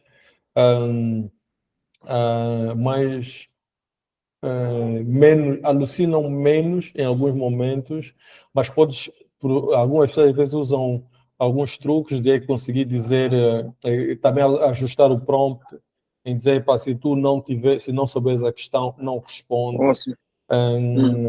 Também ajustar a temperatura, né? Ou seja, quanto mais baixa for a temperatura, menor a probabilidade daquela next word ser selecionada, e deixas o modelo menos criativo, porque às vezes quando tu deixas ele um pouquinho mais alto, em 0.8, 0.9, 1 ponto alguma coisa, ele pode ser um pouquinho mais criativo e também aí vezes permitir mais alucinação. Tem que se encontrar formas de ou ajustar essas questões para poder permitir que a alucinação seja menor e também garantir que o prompt está muito bem construído, que é para que ele não sair um pouquinho da curva. Mas em muitos dos casos eles vão alucinar, porque em muitos dos casos as perguntas podem ser completamente fora daquilo que eles foram treinados para responder. Bom, sim. E para também Não, força, Mário. Só uma outra coisa, só também para não esquecer, porque ainda estamos num estado onde eles ainda estão a adivinhar, eles ainda não sabem, eles só estão a calcular, eles ainda são, isso não é conhecimento próprio, é mesmo só um cálculo, né? Quer dizer que e no cálculo temos que 10 números após do vírgula coisa pode criar um erro, né? Quer dizer que eles ainda estão não temos uma máquina que consegue mesmo saber isso mas essa temperatura é um ponto. Eu ia provocar agora um bocadinho algumas pessoas aqui. Temos o Décio, temos o Cláudio Barbosa, temos pessoas novas. Eu tenho aqui nomes de pessoas que eu nunca vi. Temos a Catarina, a Dionísia, temos Iero, Boa Vida. Bem-vindos. Nós já tivemos aqui muita gente que já entrou, já saiu. Para essas pessoas que eu acredito que sejam novas, obrigado por manterem-se até agora. Se tiverem alguma pergunta, alguma dúvida, um comentário que seja, podem fazer, estejam à vontade. Eu pus o link do nosso grupo do Telegram, caso vocês não tenham acesso no chat, pus lá, pendurei, afixei, pendurei também, afixei. Mas queria provocar aqui estas duas pessoas, o Cláudio Barbosa e o Décio, para serem alguns comentários. Sei que... Bom, boa noite a todos. Primeiro vou agradecer o Lucas, uma grande apresentação. Isso não é a minha área, sou mais em infraestruturas e redes e outras coisas. Fico super, deixa eu falhar, contente. Estou a falar de Londres, da Inglaterra.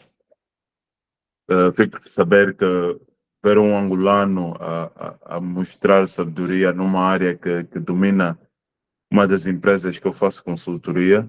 Fico muito grato, acho que é orgulhoso que se diz. Yeah. E quando tiver tempo, vou mandar uma mensagem ao Lucas para tirar algumas dúvidas que eu encarar na minha vida profissional cá na Inglaterra. Só queria agradecer ao Cláudio e os membros do grupo, o Mário, que eu já conheço, né? Pela oportunidade. Muito obrigado e boa noite a todos. Cláudio, nós é que agradecemos. Obrigado. Yeah. Décio, já agora. Isto é um bocado mesmo a tirar, expor as pessoas um bocado, não é? Mas que era típico dos Cláudios. Mas olha, não faz mal. Temos aí Dionísia, ela agradeceu. Catarina, não sei se querem fazer algum comentário, alguma pergunta. Mário, tem calma. Mário Peão. Tens ainda uma apresentação para fazer, então podes guardar o teu latim para essa altura. Tem calma. Mas alguém não falando. Antes de dar aqui a palavra ao Mário, eu queria te lembrar aqui uma coisa muito interessante, que é a lei de Moore, não é? Isso é muito relativo ao preço ao preço do hardware que estávamos a falar inicialmente, Alcides. Para quem não sabe, a lei de Moore não é bem um coisa científico, mas ele diz a lei que a cada X anos, não é? 10 anos, yeah. A capacidade dos transistores duplica, não é? E não obrigatoriamente o seu preço. Na teoria, não é? Com o passar do tempo, deveria ficar mais barato, não é? O acesso a este tipo de hardware para estes modelos. Eu não sei se isso, sinceramente, não vejo isto acontecer, não é? Eu não sei se tens essa mesma percepção, Alcides. Sim, não, claramente não. Eu tenho o meu Mac, o M1, desde que foi lançado, acho que foi lançado em 2021 ou 2022, não tenho a certeza. E nos últimos tempos já tenho estado, na altura já comprei um pouquinho puxado,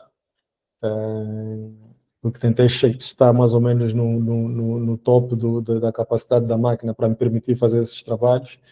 Agora já preciso de comprar o M3, ou provavelmente o próximo ano vai ser o M4, porque alguns modelos que eu quero correr, por exemplo, o Llama 7, o Llama 70B, tem que ser, por exemplo, um M3, que o M3 já tem 128 GB de RAM, o que implica dizer que tens uma máquina que é levezinha, que não é um Alienware daqueles todos grandes, mas só que depois tens a componente do custo, né? O custo Sim. ainda não é uma coisa Bonita. bonita, né? Não é uma coisa bonita. E assim, Mesmo para comprar as máquinas mais tipo de gaming, com as placas NVIDIA e não sei lá das máquinas, ainda estão puxadas. pois, A última vez que eu vi uma RTX,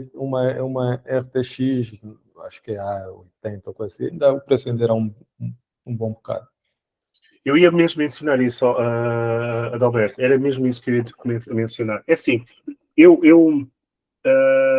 pronto, dependendo, né, do espaço, etc, etc, mas eu pelo preço e o retorno de investimento, eu começo a ver que ter um servidor, uma pequena torre, chega a ser mais rentável. Assim, eu sei que houve aqui uma fase, estava toda a gente a querer ir para a cloud e não sei quantos, mas eu começo a ver que, por N motivos, segurança é um deles, né, a privacidade de dados, mas começa a ser mais rentável manter um servidor que possa durar aí uns 5 anos. O hardware do servidor versus hardware, por melhor que seja o gaming, é assim, 5 mil, vamos assim, eu vou chutar assim, né, hipoteticamente, mas 5 mil dólares num computador de gaming e 5 mil dólares num servidor em segunda mão, ou mesmo novo, para estes trabalhos específicos, para este projetos específicos, eu acho que nós ficamos bem mais servidos com um servidor. Pode não ter aquele desempenho, aquela performance top, mas a longo prazo eu acho eu, não é que é mais rentável. Mas, Adalberto, eu ia por acaso comentar isso e agora que mandaste essa mensagem, antes do Mário Peão, anda lá, expõe-te aqui um bocadinho, fala um bocado connosco.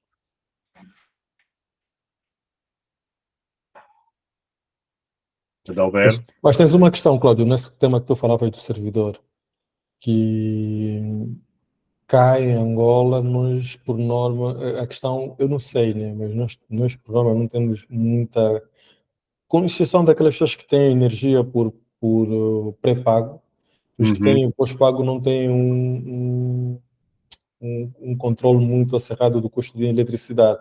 Mas tendo o servidor em casa, depois tens esse tema de ter o ar-condicionado constantemente ligado, que aquilo também vai aquecer, né? Vai precisar de dissipar calor. Refrigeração, sim. E depois eu não sei exatamente como é que é essa balança depois há de ficar, mas pronto. Sim, tens razão. Bom, eu já vi que por aqui um bocado as pessoas não está a funcionar. Somente o Cláudio veio à frente, o Décio não quis falar, o Adalberto também não. O Mário Peão, querias perguntar qualquer coisa, anda lá, meu amigo. Já te dou autorização para falar. Já me estás a ouvir? Já ouvimos. Eu esqueci de dar os parabéns ao Lucas Miguel pela excelente apresentação. E não só pela apresentação, pela coragem de apresentar, que eu ainda sou um pouco tímido dessas questões. Mas, Cláudio, estavas a dizer que à medida que se vai interagindo com as questões no chat GPT, ele vai ficando burro. Isso é porque o número de interações está limitado e depois passas para a versão, ou é tipo um erro, uma falha? Podes comentar um pouco em relação eu acho que o Lucas, o Alcides há bocado comentou sobre isso. Eu acho que é um erro de programação, é um bug, vamos assim dizer.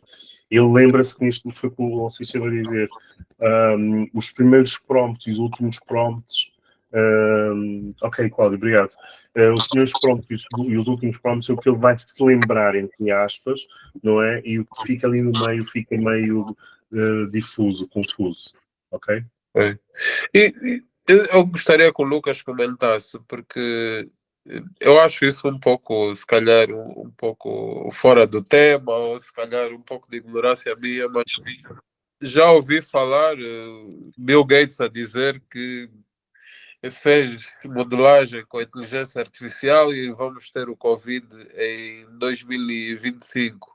Será que é mesmo possível fazer algumas previsões com a inteligência artificial a esse ponto de conseguir ter vacinas de doenças que ainda não se efetivaram, conseguir prever eventos a nível mundial com essa precisão toda?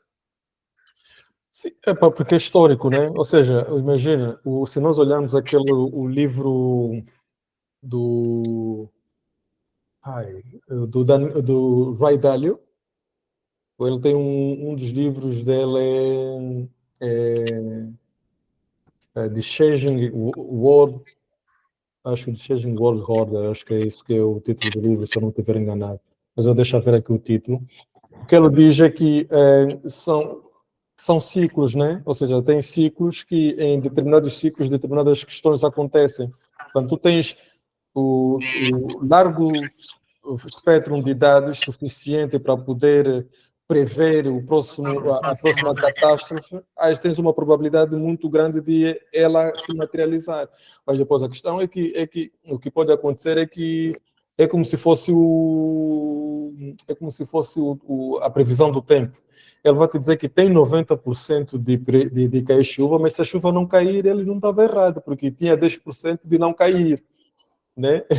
Então, ele nunca está errado, mas quando tu tens dados suficientes, imagina que nós tenhamos dados dos anos 50, os anos não sei lá das quantas, e que ciclicamente vão acontecendo determinadas coisas, depois você consegue fazer aquilo que chama-se prediction, né? Ou seja, vais com modelos preditivos, e nem precisa de inteligência artificial, isso é machine learning puro, e você vai conseguir prever que daqui a X tempo pode acontecer isso, com base nos dados passados. Porque o padrão muitas das vezes, a questão é que nós muitas das vezes não prestamos atenção, mas o padrão muitas das vezes não muda significativamente. O padrão mantém-se ali, estás a ver? E olha, só para finalizar esta parte, até no Excel tu podes fazer isso. Aliás, as equipas financeiras, o Alcides tocou nesse aspecto, as previsões financeiras são feitas dessa forma, ok? Mas pronto, o Adalberto levantou a mão, acho que ele está com vontade de falar agora. Sim, estou ligado. Força! Sim, pois não. Cheguei um bocado tarde, mas o pouco que eu vi do Alcides prendeu logo a minha atenção, fiquei assim meio atento e vou pedir encarecidamente ao Cláudio que possa disponibilizar já o vídeo nos próximos dias e que Alcides não é o outro Cláudio, né? E que as perguntas são muitas.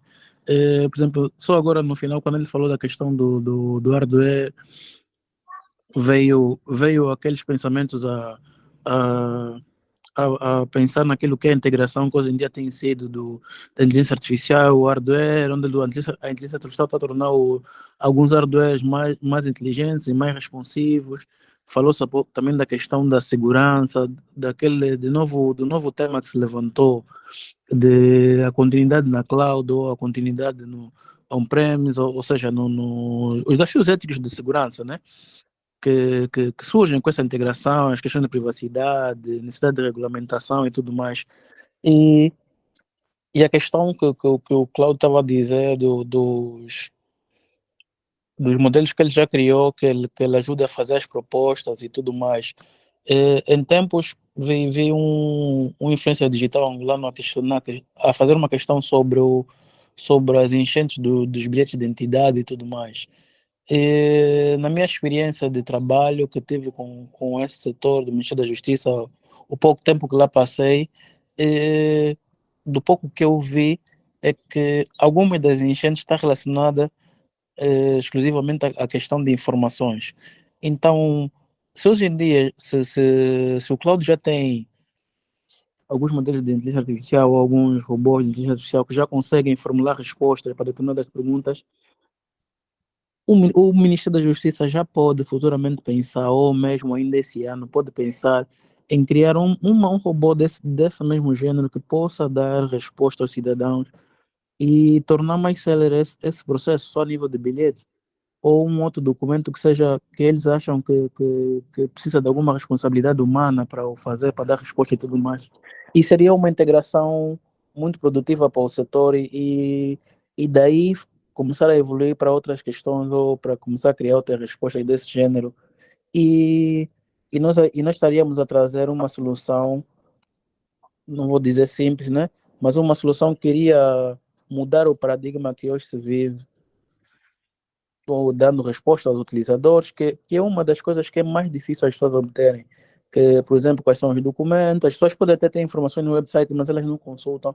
Mas a partir do momento que nós criamos vários canais de resposta para as questões que existem, então estamos a dar aí um apoio, algum suporte. E uma solução dessa, como o Claudio já frisou, que é um robô de inteligência artificial que dá respostas, seria algo muito interessante de se pensar. E toda essa integração que existe aí com inteligência artificial, e a pensar na questão da hardware, o próprio Ministério podia reutilizar aquilo que ele já tem de hardware e converter, e não seria algo, a meu ver, muito penoso para a infraestrutura que ele já possui, que seria só um projeto piloto, só para dar pelo menos respostas e treinando esses robôs de inteligência artificial para o fazer. Seria algo de se pensar e muito desafiante. Do ponto de vista da hardware, como já disse, né, está se a tornar mais inteligentes e responsivos, é uma questão toda de fazer uma integração. E vou ficando aqui na ansiedade de ver o vídeo dessa gravação. Do pouco que eu já vi, tenho mesmo que sentar e ver mais. Ainda não há dinheiro para tal. Olha, antes do Alcides se pronunciar, eu vou fazer aqui um desafio, que é o seguinte: imaginem duas funções, né, muito usadas hoje, e vou contextualizar bem, né? E uma é o atendente bancário, não é? E outra que é advogado para crimes menores, ou juiz para crimes menores, assim como roubos e não sei quantos, serem substituídos por a inteligência artificial. Estou a expandir só um bocadinho, Adalberto, o que tu falaste, ok?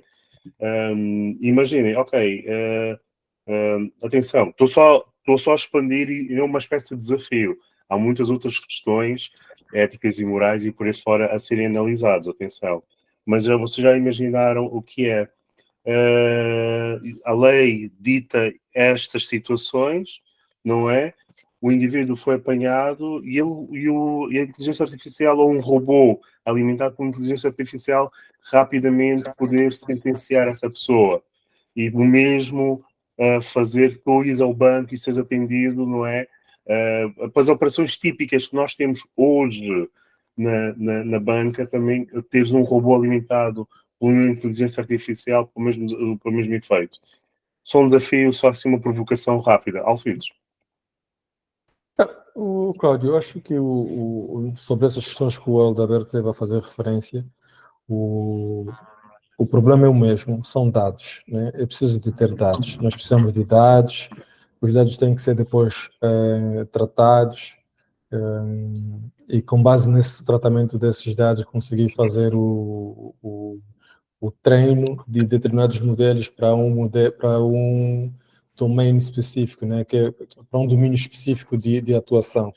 Porque senão, sem os dados não se consegue chegar lá. Porque se você tiver um modelo genérico, muitas das vezes não vai conseguir dar as respostas que são necessárias. Muitas das vezes, mesmo até fazendo RAG, que é adicionando os documentos lá, é preciso de ter o contexto certo.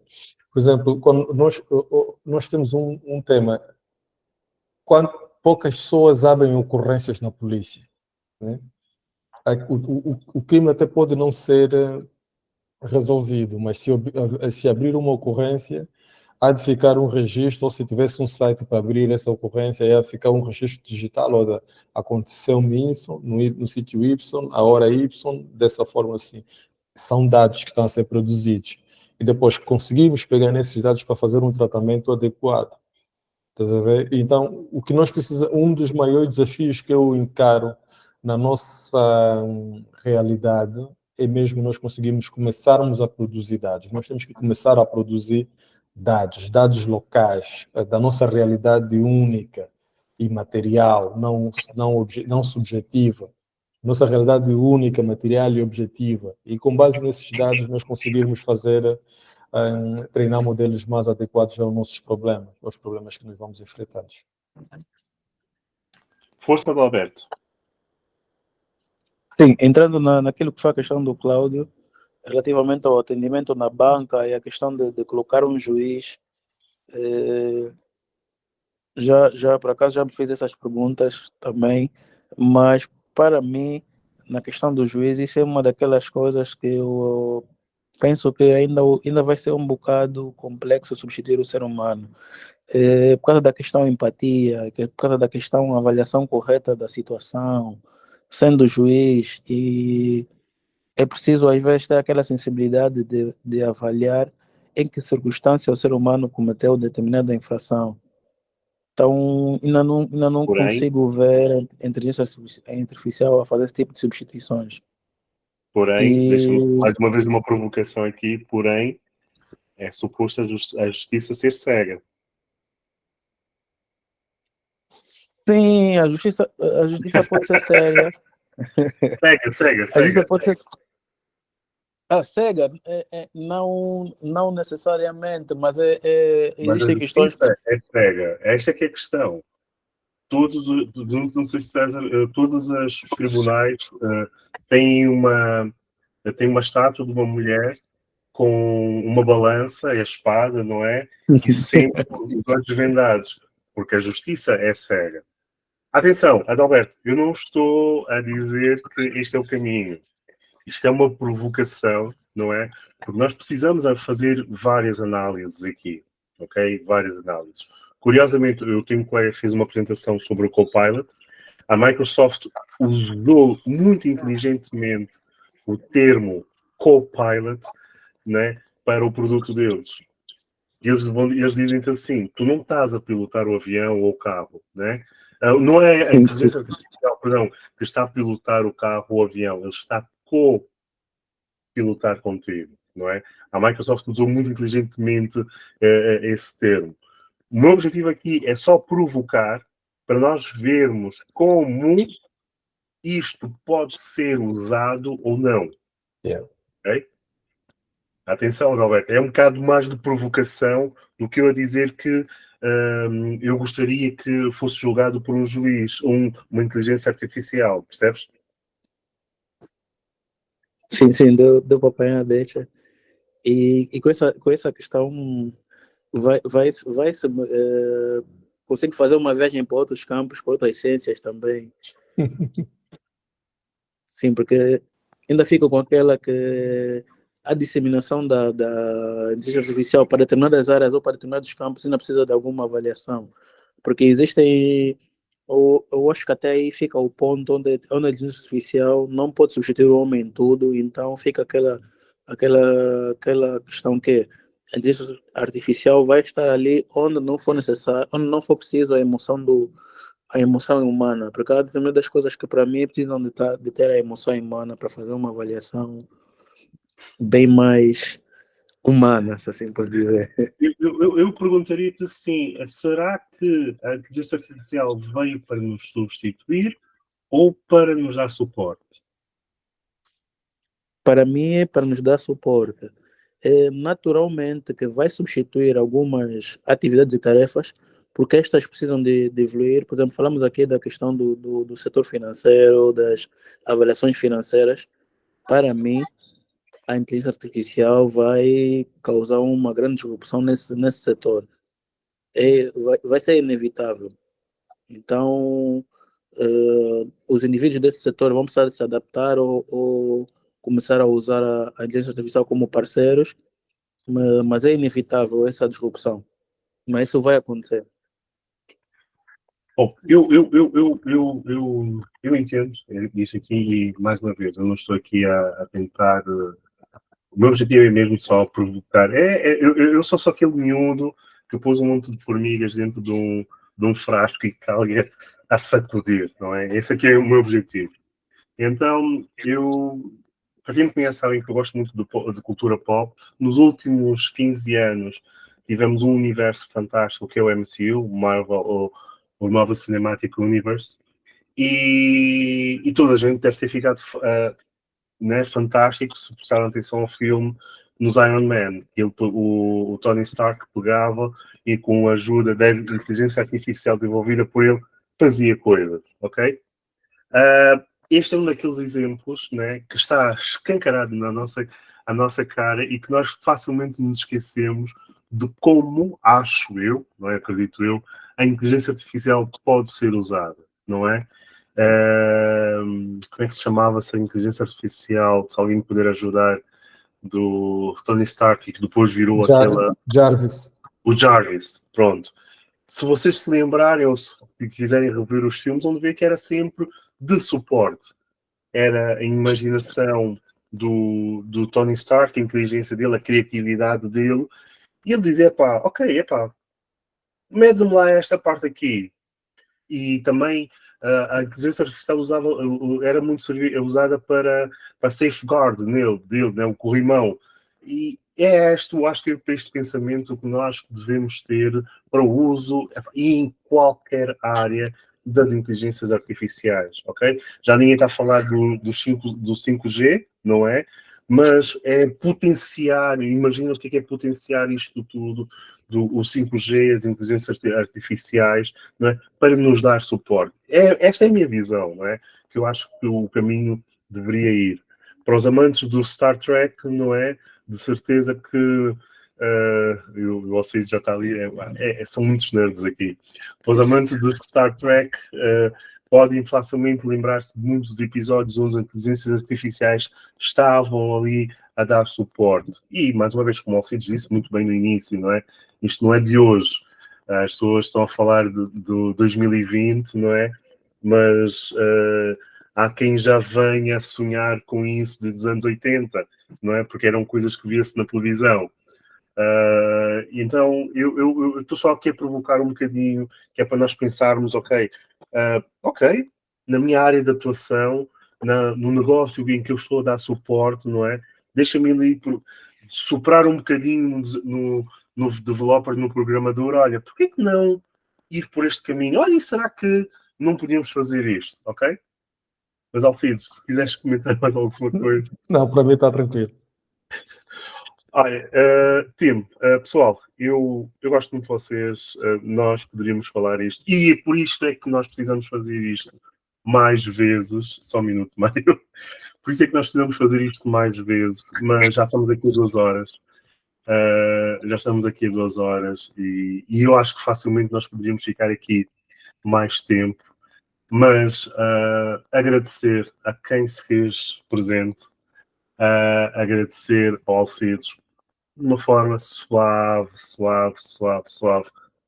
top. Muito obrigado mais uma vez.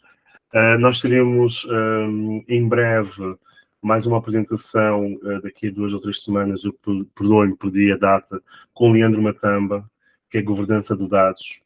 E eu acredito que também poderá ser muito interessante, porque está muito ligado com esta apresentação aqui. Eu acho que vai ser interessante falarmos também um bocado sobre governança de dados.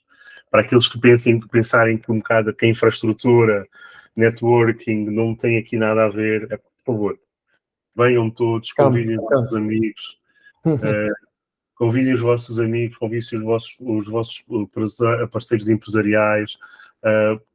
E reparem, eu gostaria muito que pudessem convidar mais pessoas fora do IT, porque há muita gente fora da área técnica que precisa ver ter esta visão que nós temos e dar também o seu contributo, ok? Uhum. Bom, meus caros, muito obrigado, Alcides. Obrigado a todos, Cláudio. Estamos juntos. Estamos juntos, boa continuação. Eu vou parar aqui a gravação e vou tentar pensar no vosso caso, disponibilizar nos próximos dias. Força aí. Pessoal, bom fim de semana a todos. Estamos juntos. Igualmente. Bom fim de semana a todos.